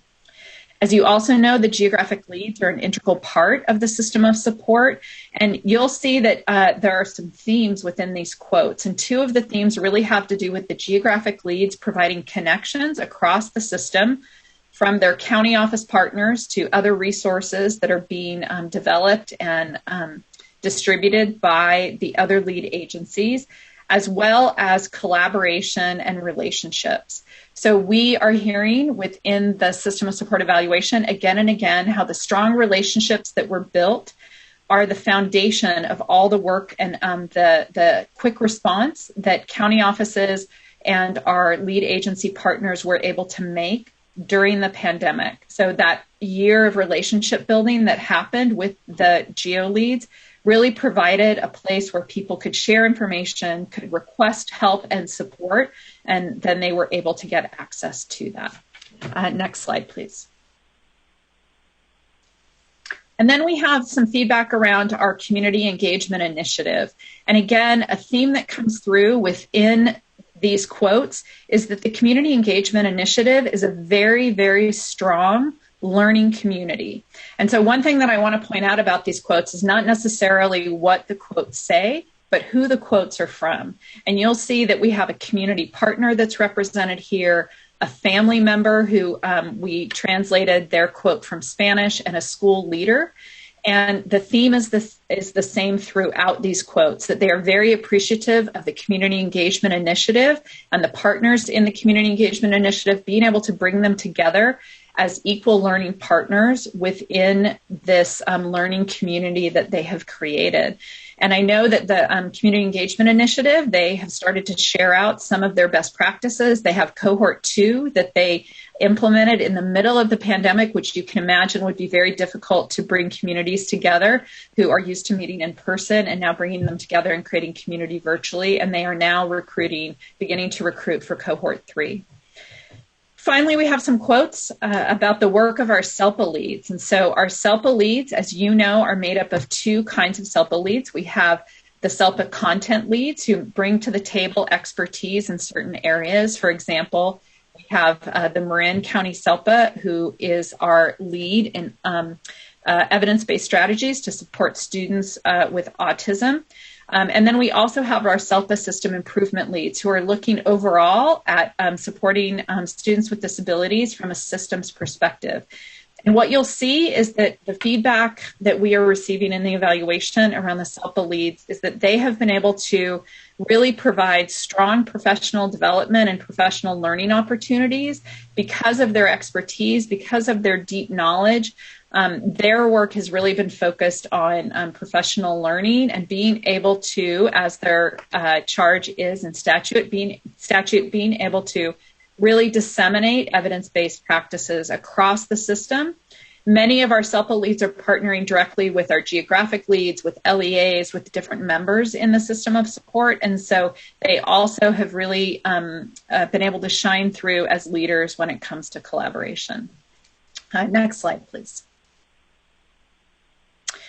So a couple of things about the system of support. As I said, because of the pandemic, we had to pivot very quickly from the way that we had been doing business to a new way of doing business. And so one of the things that we were able to have a fairly large impact in was to collect, archive, and disseminate resources across the system. This allowed us to do a monthly system of support update that went out to all of the lead agencies.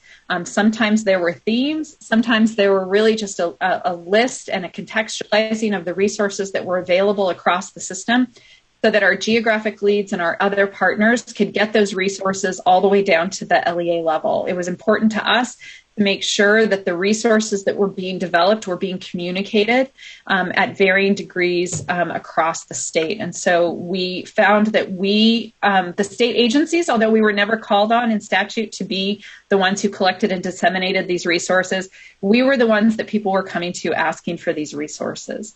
We also served as a vital communication hub as things changed across the system. So you can see here that we were able to communicate out about health and safety guidelines, about school closing and reopening, about transportation. And I'm just going to pause here and give you an example of how we were also able to respond to AB 86 and the funding and the opportunities and the requirements that came out around AB 86. So this last spring, what we were able to do is to partner with the Expanded Learning Division. As you might know, Michael Funk has been tasked with coordinating the expanded learning opportunity grants. So we partnered with the Expanded Learning Division, with the California After School Network, with the Partnership for Children and Youth, to really come together and do a large-scale learning opportunities in two ways. One is we pulled together all of the lead agencies from across the state. We reviewed statute with them so that they could understand what was being asked of LEAs and lead agencies within AB 86. We asked them to make sure that as they were developing resources, as they were providing support, that they were keeping the language of AB 86 in mind. And then they were sharing any of those resources back with us so we could disseminate them across the system. So an example of this would be the Marin County SELPA, who is providing evidence-based practices for students with autism. They created a suite of resources for students with autism as they experienced transitions back to school, and what some of those best practices are that the LEAs might be able to implement. And we were able to disseminate that across the system. Another way that we were able to activate the system of support is that CCEE, through its partnership with the Partnership for Children and Youth, we worked with them to create a suite of resources related to planning for summer. We were able to bring them in as they created these resources and partner them. They partner them with different LEAs and county offices.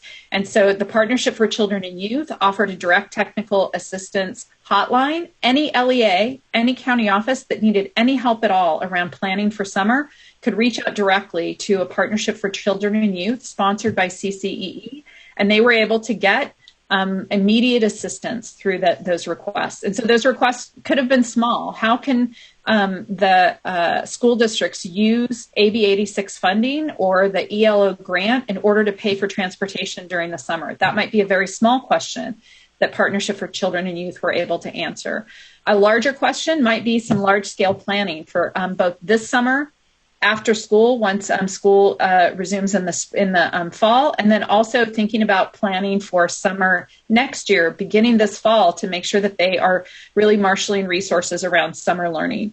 And an example that we have of that from the system of support is that as we disseminated that information, the Lake County Office of Education reached out to CCEE directly and said, hey, what can we do to work with all of our LEAs within the county? And we connected them with the Partnership for Children and Youth. We connected them to the Expanded Learning Division. And we said, work directly with these agencies to plan for summer. And so Lake County, all of the LEAs in Lake County have had multiple meetings, have been meeting with the staff in order to ensure that they had high quality summer programs ready for their students in a way that maybe they haven't. And that will continue through this next year as they're thinking about expanded learning before and after school, as well as for next summer. And so finally, one of the other impacts that we had is that we were able to activate, and in some of my examples that I just gave, activate and collaborate with the system of support and lead agencies in response to this quickly evolving situation. As you know, on Friday, maybe districts understood their charge in one way, and by Monday things had changed. And so we really relied on the system of support to be able to have that quick response, to be able to communicate information out so that everybody was really on the same page. Next slide, Suji. And so finally, the next steps for the system of support is the system of support is continuing to evolve. And so we really want this coming year to focus on outcomes of the system of support. For the past 2.5 years, and then especially during the pandemic, we were trying to be as responsive as possible to the needs of our LEAs and to our county offices. But now we really want to focus on outcomes and outputs from the system and be able to really better understand what the impact has been. I think, Chair Burr, you pointed out that we don't necessarily have the dashboard. So that is actually one data point that we're not going to have this year. And we're working with our evaluation partners to better understand what data we do have to understand the impact. We are also working with our lead agency partners to explore these questions. So, for example, next week we have a meeting with the GEO leads, and we're going to engage in a conversation with them about what data sources are available to us to understand their impact. We also are going to prioritize opportunities to collect, synthesize, and share innovation. we don't want to get stuck too much in just sharing and archiving resources and documents. We really want to understand how to actually also build the capacity within the system. And so that's something that we're really going to be working on this next year. And finally, we're refining our communication and collaboration processes. As you know, communication is a difficult thing. Trying to communicate across the system can be challenging, making sure that we are integrating communication coming up from the bottom, as well as communication coming down from the top. And we're going to continue to work on that as the system evolves. And so I think I'm going to stop there and take any questions from our board members. Thank you, Ronnie. Any questions or comments to start with? Tim. Thank you. Obviously, a lot of great work going on. I think the question I would have is how does a typical LEA access the system of support to get some of these resources or some of these connections for particular problem of practice? Like, how do they access it? And is it the counties that reach out to LEAs? Is it the GEO leads? Is it the SELPA leads, CEI, CCEE? Just trying to get some clarity, just because I know that there's a lot of high-level, great collaboration and a lot of things coming out of that, but just trying to understand how that information, how those resources, how maybe some of those assistance in particular localized context takes place within the system. Great. Thanks, Member Sobrante. That's a really great question. So the main line of support for our LEAs is our county offices of education. And so our county offices of education really have intimate knowledge based on the LCAP reviews, based on the collaborative partnerships that they have within their counties about what the needs of the LEAs are. Those needs are then brought to the GEO lead level and are communicated through the GEO leads. And so many of our GEO lead partners, I know that Kern County Superintendent of Schools spends a lot of time really working with their partner county offices in the GEO lead setting about what those needs are. And in the case of Kern County, they really determined that they wanted to focus on special education and on supporting students with disabilities, so that they then partnered with the system improvement leads in order to make sure that they were bringing those resources and working across the system of support. There are other examples across the system looking at different partnerships and accessing the information in different ways. For example, Sacramento and Placer County offices of education have really dug into universal design for learning supports that are offered through the UDL SELPA at Placer County, and utilizing that to provide support out to their partner counties. So that's really the main avenue of connection. And then in some cases, a few of our lead agencies work directly with LEA. So for example, the Marin County SELPA to support students with autism has a cohort of LEAs that they work with directly. Our community engagement initiative works directly with their LEAs in these learning communities that I described. So in some cases, it's different based on how the statute describes the work of that lead agency. You know, one suggestion, maybe for a future board meeting, is having. I think it would be good, because I know in the past, like, we've had presentations on DTA where we have the districts that were doing work. Vallejo's come in, others have come in. When we had PLNs, they would come in.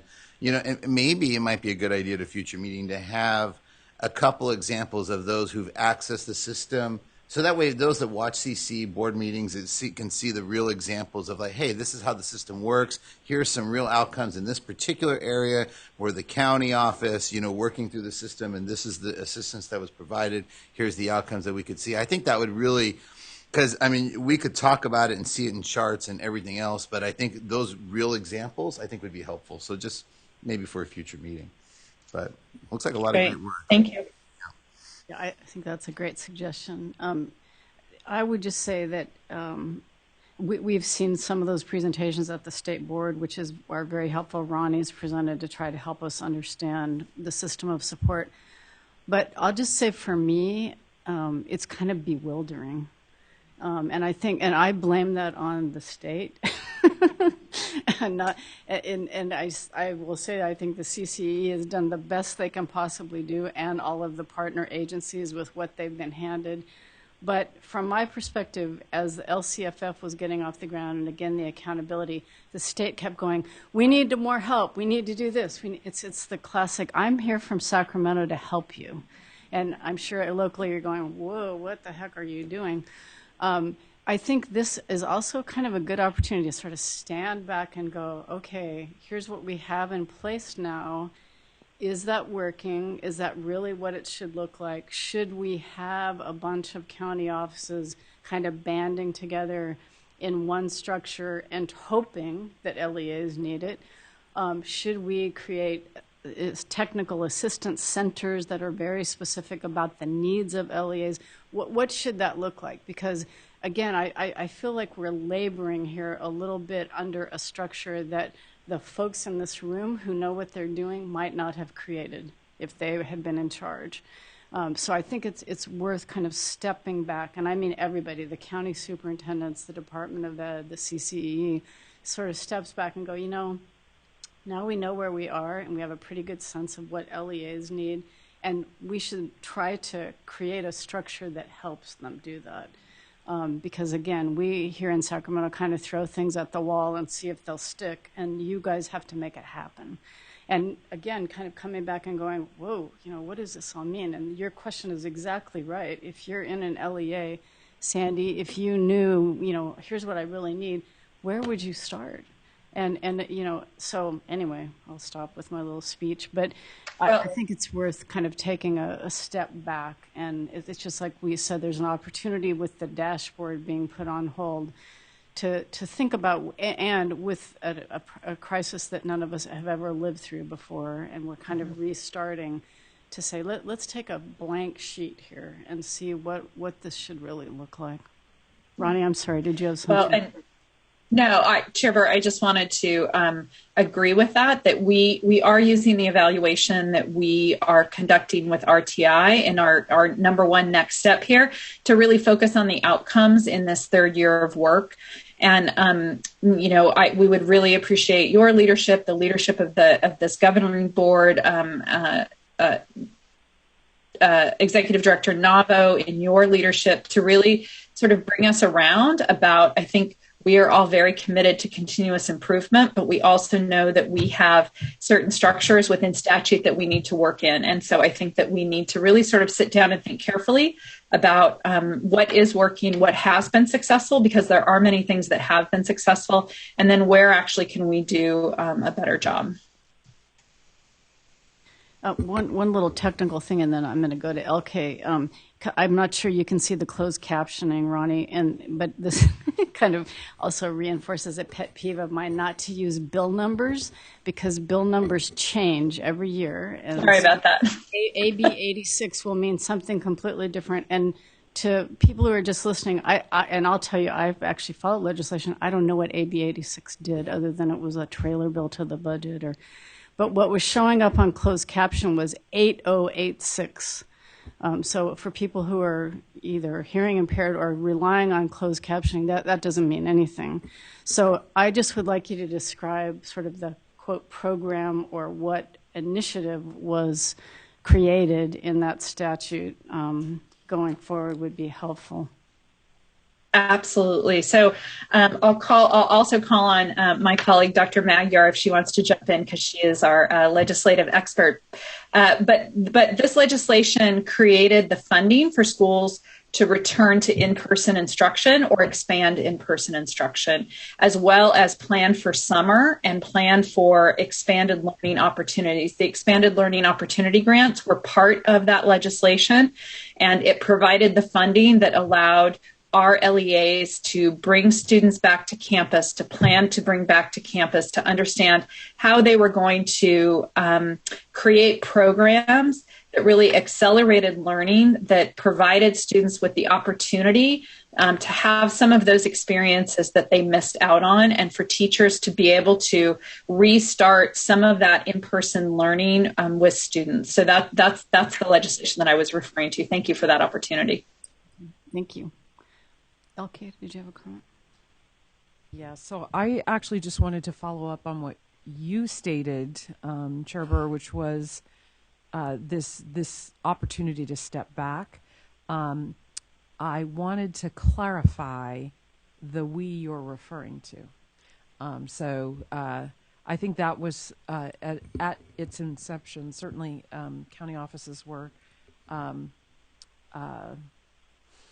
recipients of some of those provisions that were originally set forth. And I think we are all at a point, we're finding ourselves at a point where we can step back, both because of where we are, post-ish pandemic, and where we are just with leadership and timing. And I think that there's a will to do it, but who leads that and how is a question. And feel free to say there's not an answer to that, but it just I wanted to make sure I asked it in case you're envisioning something in particular.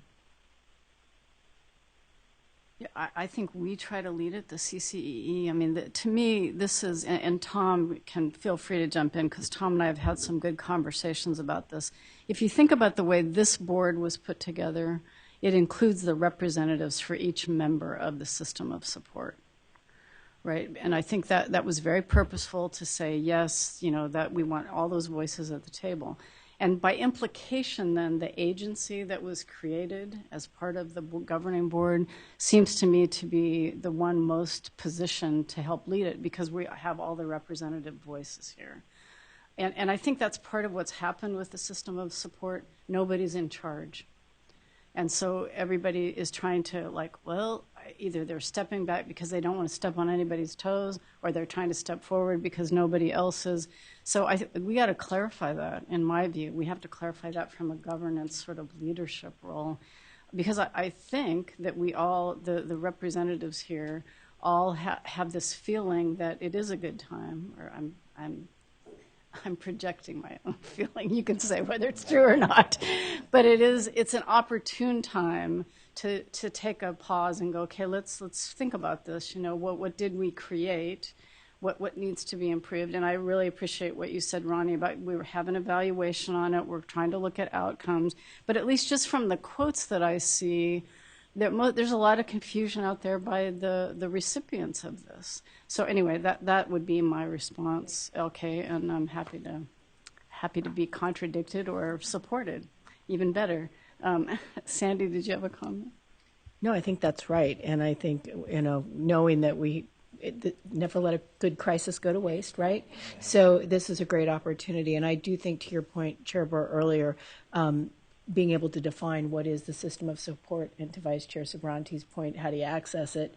I think those are still things in the field that are not clear. And so bring folks together and have an opportunity to provide great clarity around that, because the idea, we can't go back to sanction and punish, as we've talked about before. We really need to help all of our districts get better, and the people on this board represent entities that really want to do that work, but we work at cross purposes too often, and we still have this accountability hammer piece that does float around out there and does get levied on districts. And so there's an opportunity to really pull together and define who's doing what for whom, and then how are we communicating it, and then continuing that dialogue so that people aren't stepping on toes, and there's no worry about that because we're so clear on whose role and responsibility those pieces of the work are.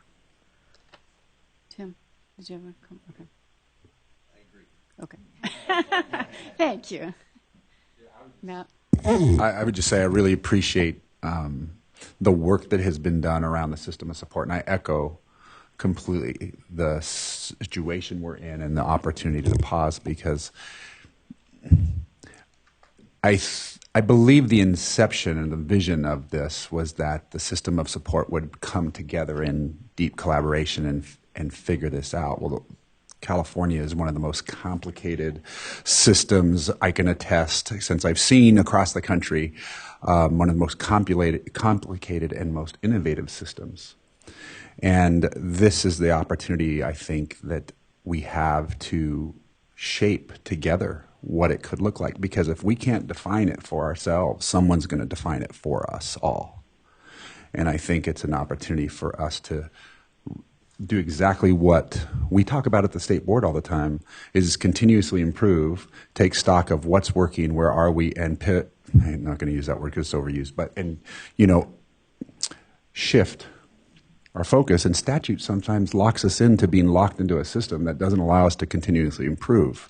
It says you will do this. So to the degree that the system of support can come together, there's a great opportunity to, I think, to get in front of and lead proactively around what we want it to look like, at the same time defining together what it could be. Because if not, I fear that statute will define again what it should look like. Or even worse, statute will say, well, that didn't really work, so let's go in a different direction. I mean, fundamentally, this is the right way to go. There's so much potential, there's so much good that's already happened, but we're still not where we need to be. And when you're not where you need to be, and when there's ambiguity, the legislature, well, you know, let's scrap that. That didn't, you know. So I think the stakes are really high to get this right, you know, in the next 12 to 18 months. Agree. Thank you. Ronnie, anything else? No, Tom, I think maybe wants to I was going to go have to a word. Tom. Yeah, no, thank you for, I think, framing it the way it's been framed. And I would suggest in our August meeting, as we think about our goals for this coming year, right, and we think that we may have these same 4 goals, the activities and what we want to do around these goals, and this goal in particular, I would suggest that we spend some time with the board really strategizing and thinking about, I think LK's question and others too, is how will we facilitate that conversation? Who do we invite in that conversation as representatives of all the members of the system of support, so that we can think about shaping it? One of the things we get, the questions we get consistently, it's a question I asked when I first came on board, is people say, hey, who owns this system of support? Who's in charge of this thing? Right, and I'm sure Ronnie hears that every day, and we struggle to answer it. You know, the broad answer is, well, we all own it, right? Which is, you know, that doesn't go very far, right? Because in particular, we struggle. The real question is people are wanting to know who owns it, because they want to know who it is that can be responsible for determining what's happening with it. Why are we doing what we're doing? So I really encourage this conversation. I think it's the right conversation for the board, and I think the system is ready for it. Just making sure, again, that we have the representatives we need in that, to make sure that their voice is heard in that conversation. Thank you. Appreciate those comments. I think we're going to goal 4. Is that right, Suji?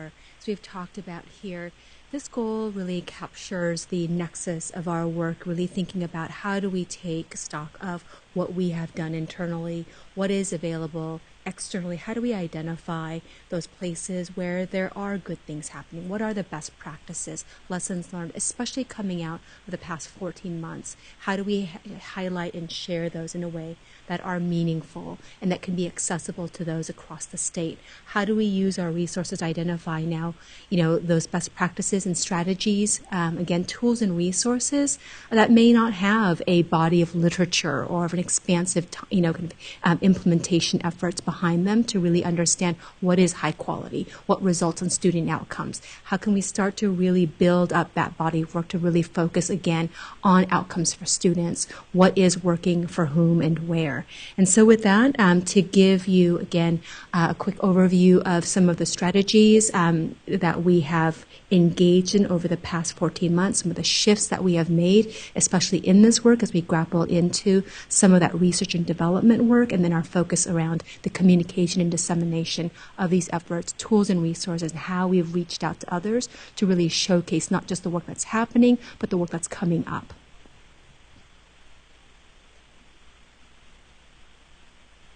Good morning, Michelle. I mean, it's so great to see all of you in person. I just have to say, I haven't presented in person in over a year, and here I am trying to figure out the laptop and the PowerPoint, and I'm just so grateful to be here, and congratulations, Matt. We're very excited to have you coming on board soon. And so, as Deputy Shin mentioned, we are sharing kind of, I guess you could call it the pivot goal, right, or the shift goal. Our goal 4 was really intended at the beginning, pre-pandemic, to emphasize or develop and deepen the research and development work, both internal and supporting our LEA partners in that. And with the pandemic, we've had to make some changes, and we've adjusted. And I think we've tried to address some of the gaps in the field as best we could in support with our partners. And Vice Chair Sabrani, to your point, we really tried to give that real-time feedback and that look as a practitioner. So we launched what we called the Come Back California Schools campaign back in July. Little did we know that this would now align with the governor's California Comeback Plan, but we're not talking about roaring back. We want to support LEAs in the transition to in-person as best we can. And we were very fortunate to profile some of the early adopters of in-person learning during the pandemic. And of course, we started with Marin County Office of Education, our great partners and administrative agent, because they were implementing in-person programs, not just preschool, but county programs supporting their districts. And we followed them from July through about the first of the year. We continually updated the site. We captured kind of their resources and tools that LEAs can use, and really appreciated their willingness. Superintendent Burke just let us have a conversation with her multiple times, and really figure out what was working for county offices as kind of the first line of support for many districts and schools in their areas. And we really appreciated that support and that look, and received positive feedback based on that. Then we were able to also follow up with San Juan Unified School District. And in fact, we had their leadership team come to the board virtually and give a presentation and talk about the collaboration with labor and some early efforts to really work through their success in rolling out their distance learning program, and now working through that transition and getting to the in-person instruction. And so we were more than appreciative and learned a great deal from those examples as well. So I would say through the first part of what I would call the fiscal year, from July into kind of November, early December, we then started shifting a little bit more to support more of the governor and the legislature's desire for early action. And so that will tie back to another kind of follow-up conversation with Assembly Bill 86 and kind of the budget process to support that. And as a result, the comeback became a space of spotlights for innovation, and shifted more around kind of the larger messaging around the health and safety issues that we also tried to support with the COVID relief, and Deputy Shin will share more about that. Leading forward, the initiative that we've heard about, launched at the beginning of the year, was great in terms of the resources, the content, the toolkits, but we also have a podcast, and I believe our first featured presenter was Matt Navo and Suji Shin. And this has been a great resource and tool for us to share and report out on, because it's that real-time practitioner perspective, doing a little bit of a deeper dive into the content and the application of it. And the nice thing about a podcast is it's quick, it's easy, you can listen. And for us, in terms of kind of repurposing and sharing and disseminating, we can always come back and continue to pull a podcast out and use it as an example. So that's been a great resource for us. We also have a highlight of our early efforts on LEA data profiles, using what I would call now the legacy dashboard data, and we know it's going to change, and we're looking forward to the student growth indicator and the conversations moving forward around the state indicators.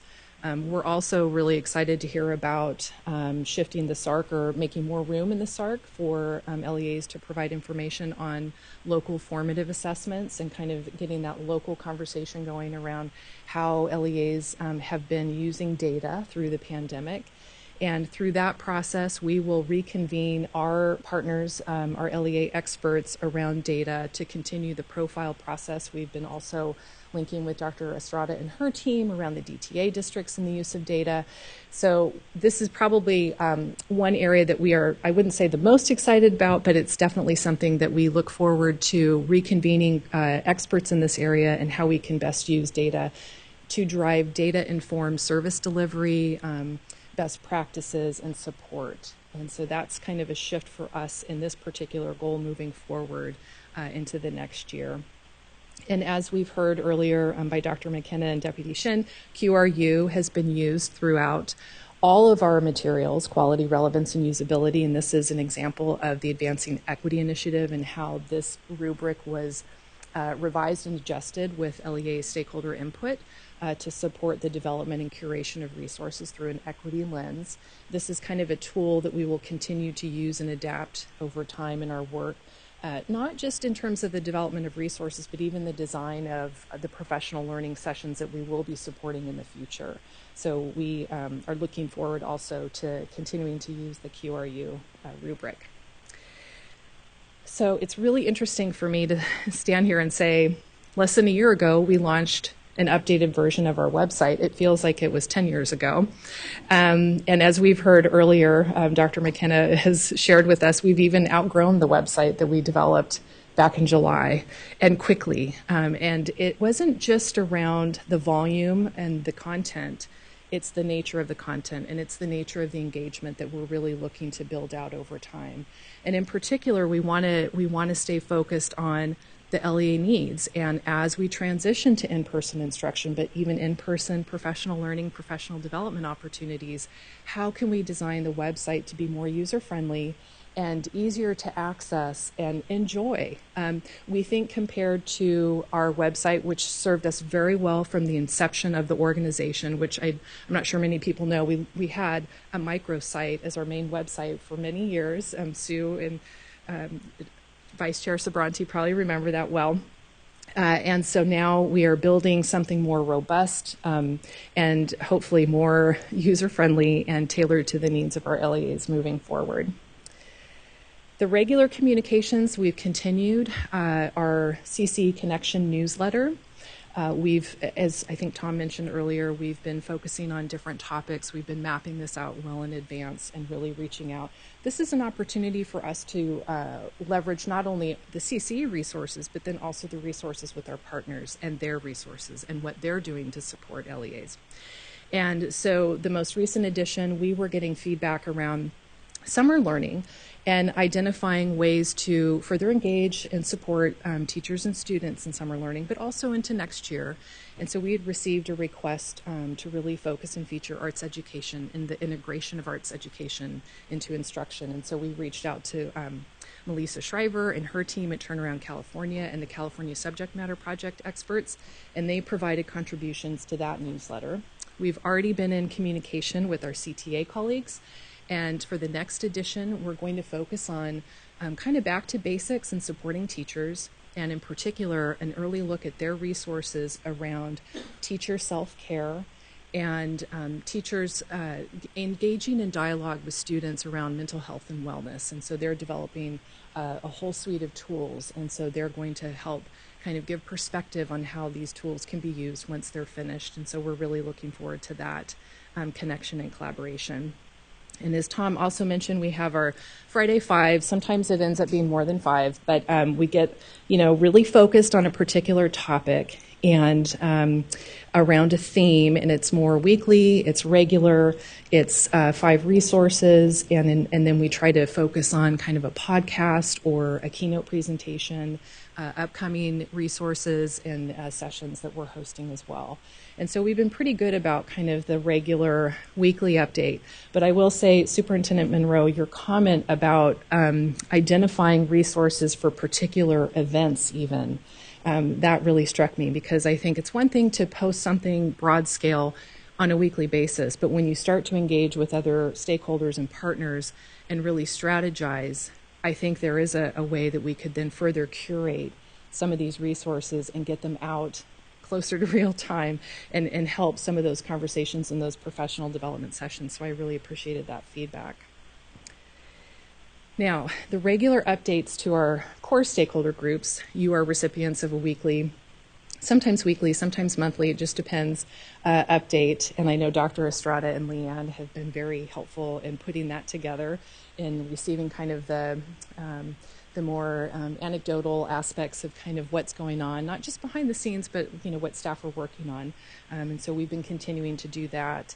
We've also expanded our stakeholder groups around, by necessity, with representatives of the administration. And as I mentioned, Deputy Shin will get into this a little bit more, but we did have some requests to support that early action support.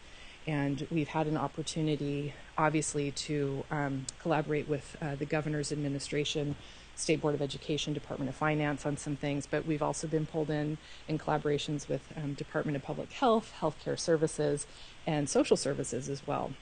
And that has just been a very eye-opening and interesting experience. But through that, it helps us get better perspective from a statewide scale, what LEAs, what different pockets or regions are in need of. And so that's been really helpful to go beyond kind of the education lens and really work with our statewide partners in that area. We also continually have our outreach to the legislative staff and legislators, and it actually worked this year, I will say. Executive Director Armelino was asked to give the State of LEA's address at the Assembly Budget Subcommittee hearing back in February. And then our deputies were able to follow up with the Senate Budget Subcommittee hearing as well. And so we've been asked to present at budget hearings and policy hearings in the past, but this was a different kind of invitation and a different opportunity for us to really weigh in. And also through those conversations and connecting with legislative staff, we were also asked to participate in a different way around some of the ideas and the concepts that were coming out of the early action. And as a result of that, in the Assembly Bill 86, not only were LEAs, or not only did the administration and the legislature really put forward, I think it was $4.6 billion for LEAs to engage in the early plans, but we also were the recipients of $5 million to provide best practices to LEAs. And so we are working through the approval process of the expenditure plan, but then this will be another piece of work that we'll be working on. To Chair Burr's point, $5 million 3 or 4 months ago meant something very different than what it does today. So we're anticipating that the plan will change and we will evolve and adapt as we can better meet the needs of LEAs moving forward. And then we always have our regular outreach with statewide associations and our community-based organizations. And I should also share that aligned with the system of support, we're in regular communications with the California Department of Education communications staff. I know there's some recent transitions there, but it's been a really great collaboration. And also with our system of support leads, we typically meet up on Twitter and can tag each other and collaborate in that way. So that's been a great partnership. So in terms of impact, we have some preliminary numbers here that kind of show how many may be engaged. But I think what's really important here is that, as Deputy Shin mentioned, at the beginning of the pandemic, we reached out to all 58 county offices of education, and we had a very positive response, not just in terms of the formal relationships, but also the informal relationships. And what's been interesting to see is even as we transition into the next year, we have these partnerships that are continuing. It's like a multi-year agreement without a contract. And that's one measure of impact. It's kind of hard to communicate, but to me, it's really significant in that we don't just see that with our county office of education partners, but our statewide association partners, our system of support partners, where maybe we establish the relationship through a contract to develop a resource or a professional learning webinar of some kind. But over time, we've been able to continue to collaborate and maintain that partnership. And that has been significant for us in our ability to really distribute and communicate in a way that we want to, where it's more relevant to the needs of LEAs. And here you could see we have our number of statewide association partners up here. I would be remiss, I don't know how the logo dropped off, but Small School Districts Association, I think Tim Taylor would be disappointed if I didn't also acknowledge them. We've been doing actually a lot of work with the Small School Districts Association. We typically will go to him early on in a process. We've been piloting some concepts with him as well and his staff and his membership base. So that we're trying to figure out a way, as things are changing and shifting, how can we meet those small school districts where they are and support them as professional development changes over time. And we've had a significant increase, obviously, in our listserv distribution. Part of that has been because of the large statewide webinars that we've been hosting on behalf of the administration. We've had, on many occasions, over 3,000 people register, and that has allowed us to then import that content into our listservs and continue to maintain those connections. We've increased the number of representatives of the partners that we've been working with.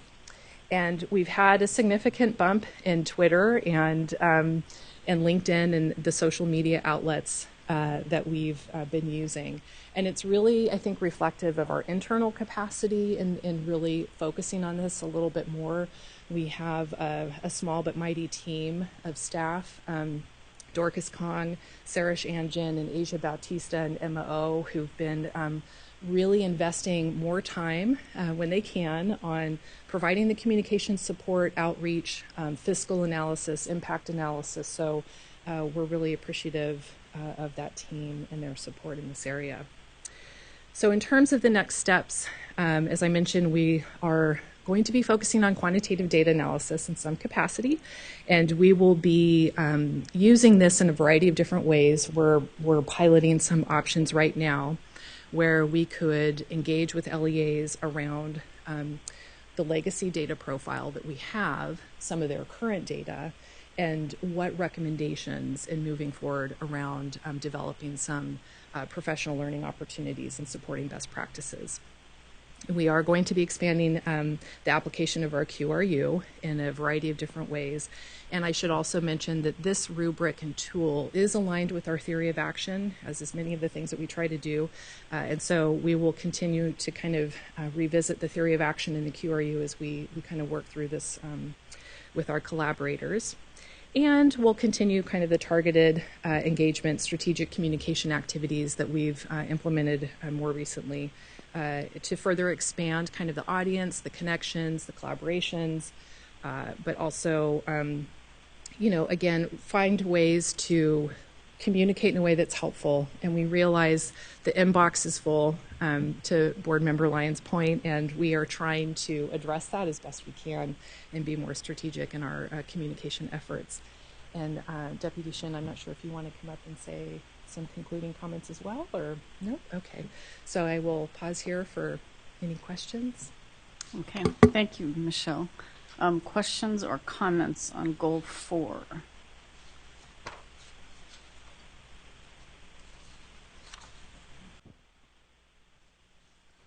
Okay. You fear saying too much your first shot out of the gate, right?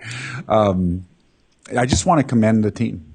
I mean, there's so much that goes on in Goal 4 that we probably can barely wrap our heads around, really the volume of what's happening.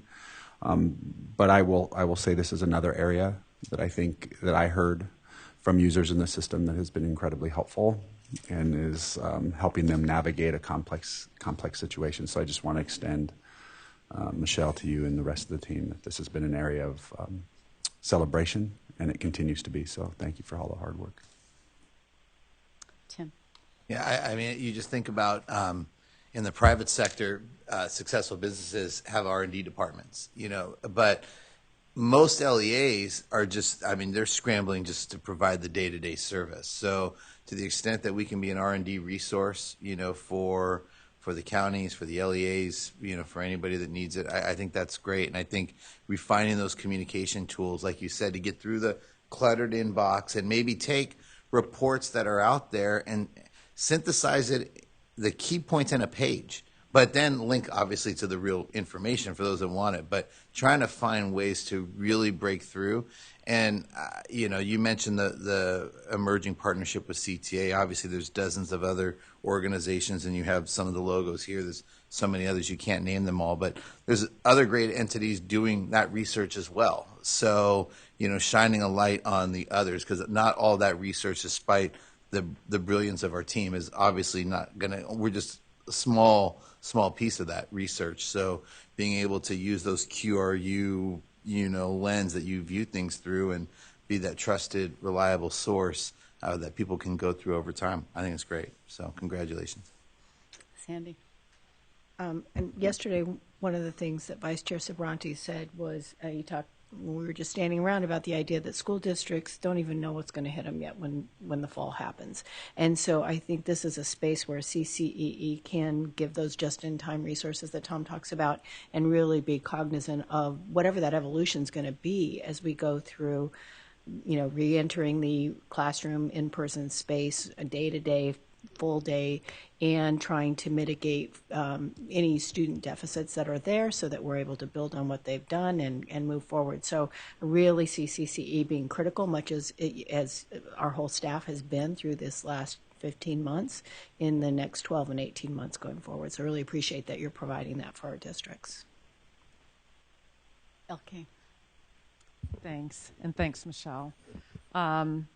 The resources are great. I was just looking back through some of the older newsletters and your weekly communications, and I do look at those as often as I possibly can. But it does get tough. There's a lot coming, and it's actually much of it is high quality.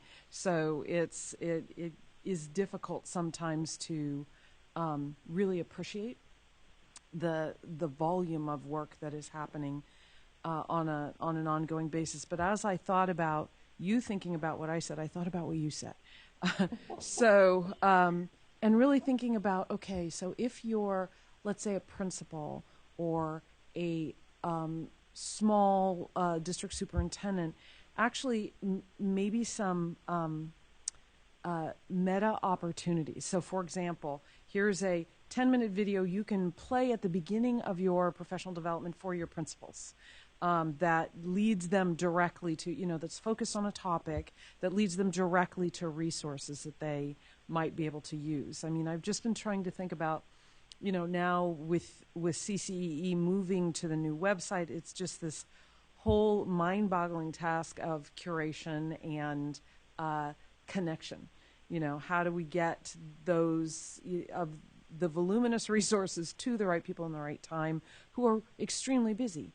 And want them, but don't necessarily have time to comb through them. So figuring out, and the same could be true of county offices with their lead folks and, rolling it out at CISC or something like that where the people who convene those meetings convene just to say, okay, in 10 minutes, here's what we can do, and we can walk through it together. And that sometimes really helps. It's certainly the reason why we continue to convene these folks and they don't want to stop is that we just need some help. And this is actually an opportunity for us to slow down and look at things that we should be doing or could be doing that we can't when we're in district just drinking from the fire hose all day. Great. Thank you. Yeah. So I would just say how much I appreciate the work that you've done as well, just to echo what Matt said. And again, sort of stepping back and knowing what the website looked like at the very beginning and what it looks like now, and knowing that you're in the state of another iteration.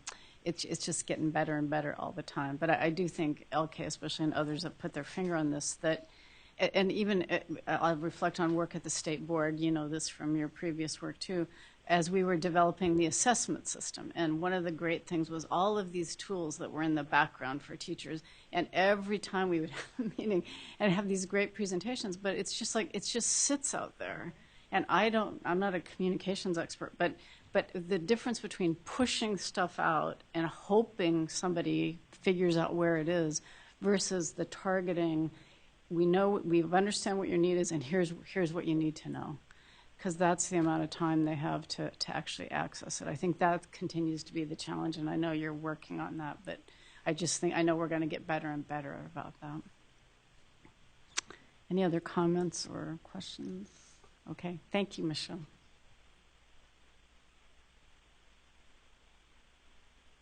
I wanted to kind of end that because I know I didn't properly introduce Dr. Michelle Magyar, our Assistant Director of Business Operations and Strategic Engagement, and really again share, I think, our Executive Director Navo, I think, you called out the tremendous amount of work that we see there and the work that she sits in that nexus of kind of the operational side of things, as well as the strategic engagement, kind of really acknowledging this focus that we've put into not just in shaping the communications and targeting that work, but the outreach needed to identify how best to, like, who do we strategically reach out to? Who do we shape these efforts? Who do we aim this at? And so I think, we've talked about through the course of our activities over the course of the past year, not just the breadth, the expansion of work that we've done and the production of development and research and outreach, but we're doing that in concert with kind of really focusing on who it is for, how we go deeper into instructional practice, how do we go deeper into the measurement and the efficacy work in order to actually make this meaningful. So with that, I really wanted to round out this conversation today with just a very brief overview of the work that we've done over the course of the past year, where we have been really called upon to support the administration in developing, disseminating, and communicating out to some of these just-in-time resources and opportunities for engagement, particularly to address the kind of COVID response efforts. I think this speaks to a lot of the conversations we had with all of you in the beginning of our work, 5.5 years ago, around the distinction of CCEE and an agency like us and our ability to be nimble and agile and be a little bit more flexible and pivot/shift to really meet the needs of LEAs in this time and space. And so again, just wanted to highlight some of the efforts of the staff and the focus of this work. In the winter, we support the Department of Public Health and California, the Health and Human Services to facilitate a series of webinars engaging public health leaders and stakeholders around conversations around the impact of COVID in schools, unpacking new state guidance, and really providing that opportunity for the thousands who joined live and then access the resources afterwards to weigh in, provide feedback, ask questions that were then used to help shape further guidance as well as FAQs then delivered out statewide. We hosted and facilitated statewide convenings on behalf of the administration to really support deliberations around COVID-related mitigations and policies, such as surveillance testing and its impact on school employee medical benefits, to launch the statewide Summer of Joy platform that supports enrichment, social-emotional acceleration strategies for students this summer. In late summer of last year, we launched the Health and Safety Guidebook, which took all of the existing health and safety guidances from Department of Health, from CDC, from OSHA, from the administration, and really translated them into action-oriented tools and resources for school and district teams. How do you now implement this? What are the decisions to be made? How do we really focus on tools and guidance that folks can turn around immediately and apply, especially for our schools and districts that are smaller, that don't have a large organizational team in order to implement some of the new requirements that schools and districts faced as they thought about how do we keep our students and staff safe during this time while focusing on instruction. That tool is a tool that's been viewed almost 20,000 times since it was launched. We are continuing to update it as new guidance comes out, and we'll continue to do so over time. We have one of the new, the later resources that came out of it that have been really helpful from our feedback in the field has been the crosswalk guidance. So really thinking about what are the different guidances. Again, how does that map against what was required, say, 6 months ago versus what schools and districts are facing now? And what do we anticipate as we come back onto campus in the summer and the fall? And then since January, we have been supporting the administration in the administration or the development administration, and then ultimately the visualization of results of a twice-monthly survey, collecting information on instructional status or the instructional modes that schools have been using to support students, as well as even thinking about student counts by school site. We've transitioned that survey this month to collecting information about summer programming being offered by schools. These, again, continue to be updated on the online maps on the California Safe Schools for All hub. And We anticipate additional updates to that data collection process as we prepare for school in the fall. This has been a tremendous effort, really collecting information from 1,000 public school districts, the 10,000 or so schools within those districts, as well as charter schools and private schools across the state. And I do want to very specifically call out, our very close relationship with our county offices and SACESA, with whom we are really partnering to get this information out, communicate, and really relying on them to help us draw in the efforts from our LEAs. This would not be possible without them. And in fact, it has been so successful that just recently we closed out the data collection process to support the Department of Social Services in collecting information at the school site levels across the state for public school districts as well as charters, so that they could distribute an additional $5 billion of federal funding to support food benefits for students and families in need during this time. So again, kind of an amazing effort that we couldn't have foreseen a year ago. So we anticipate being engaged in, additional opportunities to support the administration, both for as kind of the continue to mitigate the impact of COVID, as well as additional opportunities to collect data to support some of these shifts that we see around schools and districts in the coming months. So with that, I think I want to turn this over now as we think about some of our next steps moving forward.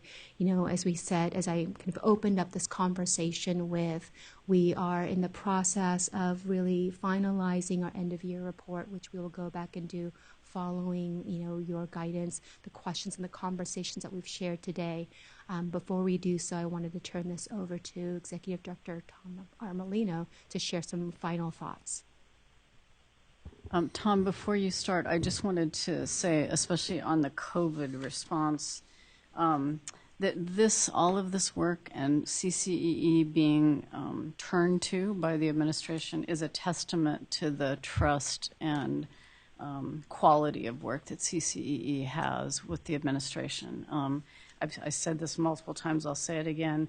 Again, not being directly working with CCE for about the last year and a half and coming back into it, this level of work was jaw-dropping to me, what the agency was able to do. And it just underscored and put in great big red letters, nimble, because had we not been able to make that kind of change and in response to this, it wouldn't have been possible. So just congratulations to you and to everyone on the CCE team who made this happen. I know that it was greatly appreciated by LEAs. I heard more than one person yesterday say that this is the lane that will make CCE's name live in infamy, or it will be one of the legacies of CCEE. So thank you so much. Thank you. Tom? Yeah, thank you. Yes, thank you. And I think really that ability to shift, right, or be nimble is all based on the talent, right, that you have, right, and they're asking folks to do sometimes the impossible, things we've never done before, right, and I've been so fortunate to have a team that every time, we said, hey, we're going to do this, and what are we doing? What? How's that tied to instruction, right? We're saying, we'll figure it out, and our folks jump in and every time deliver. I couldn't be more proud of them. I have to tell you, it's been difficult not being there at the meeting. Many of you know me well enough. I would have had a lot more to say. There was different times where I jumped in and unmuted, and I was like, they said what I was going to say, which actually really reflects, what you would hope in a leader, right? Is that when you hear from the folks that you work with and folks who do the work, when you can hear the vision, right, of the organization, you can hear the theory of action, when you can hear at times the directives, right, that have been provided being reflected in their voices as they share the work, as they respond to the questions of the board. In particular, some of our new staff, some of you are just meeting, and you continue to hear that same voice again, just gives me real hope, knowing that this organization is going to continue to thrive under Matt's leadership with the talent that he has. The staff is very committed I really appreciate the board and particularly your commitment to our efforts, our work of trying to figure out how we shape this going forward. I mentioned a little bit about August, and that August meeting is an opportunity as you see these four lanes, if you will, that we have created, is a real opportunity for us to think about how we're going to go forward now in this new environment. And then in the very end, I really wanted to take a few minutes in particular to thank Carla Estrada and give the board an opportunity to say goodbye to her. Carla is, as we know, is moving forward and is going to be a superintendent, an incredible superintendent, whoever's lucky to get her at some point, while she takes a little bit of some time for herself and for family. And then also, I'm sorry that I'm not there to give Sandy Lyons a big hug. Sandy's become a really good friend and a colleague and somebody I've really trusted her advice, and we really reached out a lot to each other during this whole pandemic in particular. And so I will really miss that relationship, but we'll see each other in retirement. We've even talked about maybe we'll even pull out our instruments and we'll jam someday in this other world that we may live into. But I just want to say a big thank you to everyone, and just again welcome Matt and let you know how lucky you are to be able to have such an incredible board and such an incredible team that I think was reflected in our end of the year report today. So thank you. Thank you, Tom. Appreciate it. I would like to just take a few minutes. I did get to say this directly to Carla, but let you know how much we appreciate your work. You're such a gem, and it's been delightful to work with you over the years. I hope after you go off and take the time you need to refresh and renew, that we'll see you again on the other side. So thank you so much. And I didn't get a chance to say thank you to Sandy because I wasn't here at the meeting where everybody said thank you, but it was really a pleasure to serve with you, and your just wisdom and common sense and all of the information that you brought on behalf of LEAs was really invaluable to this board. So thank you so much for your service. Any other comments before we close? LK. On my way out on our break, I got to thank Dr. Estrada, but I just want to be able to say that publicly, that certainly in our area we're special. We've seen Dr. Estrada a fair amount, both in a charter school as well as Oakland Unified. And it's been not just a pleasure, but I really think that a lot of what we've been able to accomplish is because of her leadership and her presence in some very difficult situations. So you will definitely be missed. And I have offered her the opportunity to return, just so you know, Matt, after she's back from Peru. So, if I could just sure, add, I will piggyback on Board Member Monroe's comments. I also got a chance to talk to Dr. Estrada during the break, and I will share publicly what I shared with her privately, that I felt that your presence, approach, and mindset around a true collaborative partnership was a great example of all the possibilities between CCE and CDE. And so you will be missed in a very large way. And, when you return, I told her she could, CD. So thank you. Thank you for setting that precedence with our teams. Tim. Yeah, wholeheartly, everything my colleagues have said. And when I hear from people in the field and sometimes in districts that you don't normally hear a lot of positive things, but they'll say, but Dr. Estrada, Carla came in, Carla did an amazing job. So, it's recognized. And I know whatever your next endeavor is, that you're going to do a great job, and you'll be a blessing to whatever district gets you, or whatever opportunity lies ahead. And Sandy, thank you again for it's been a great friendship. You're helping your stewardship of our organization, your district, and day one she brings in Tom. The last day she brings in Matt. We talk about legacies. That's Sandy's legacy for sure, amongst so many other things. But you'll be missed as well, and happy retirement and best wishes. I do have one business-related item. I don't know if this is the time to talk about later next meeting. Okay, perfect. So, good. All right. Matt. I have to say something about both of you. Having served as a board member for so long and having had the opportunity to work with you from that vantage point, Sandra, obviously, you're going to be missed. And thank you so much for your service to the kids of California. I mean, you are deeply respected by everyone that meets you. And just wanted to make sure that you knew how much I appreciate you, even though we have been together for a short period of time. Very much respected and will be missed. And Carla, in my own self-absorption, I missed the memo that tomorrow's our last day. Like, really? So quickly? Do we have time? And apparently, any chance of changing your mind? Probably not. But I'm so happy for you that you have an opportunity. I think it's fair to say that what a blessing to be so respected by so many people and to have the opportunity to take pause in your life and enjoy before you come back and serve wherever you're going to serve, because I think that you've made a tremendous impact on the system. So it's been a joy working with you. Thank you. Carla, do you want to say anything? You're certainly welcome to. I don't mean to leave you. I'm truly humbled. This is work. As you know, I graduated from a continuation school in Panorama City, California. And so when I think about the work and the contribution and how it feels meaningful, that is humbling. It's an honor. And I really want to thank the districts who we partner with and work with and have rolled up their sleeves and just want to do right by kids. And that is what I'm here to support them in being able to do. And so I'm grateful for the opportunity and the joy that working at CCEE has brought me. And so I thank you for that. Thank you. Thank you so much. We have two quick items. Tom, item 4 is our agreement with our legal counsel. Yes, I give my full recommendation to support the board's action to approve the new agreement, legal counsel, Atkinson, Andelson, Loya, Ruud, and Romo, and really appreciate, and I have full confidence in the professional advice provided by Jim Baca and Brooke Romero. Okay. I will second that, having worked with them.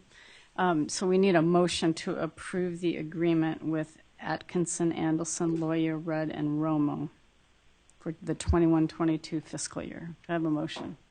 Move to approve. I have a motion. Is there a second? Second. And we have to call the roll. Board Member Lyon. Aye. Board Member Monroe. Aye.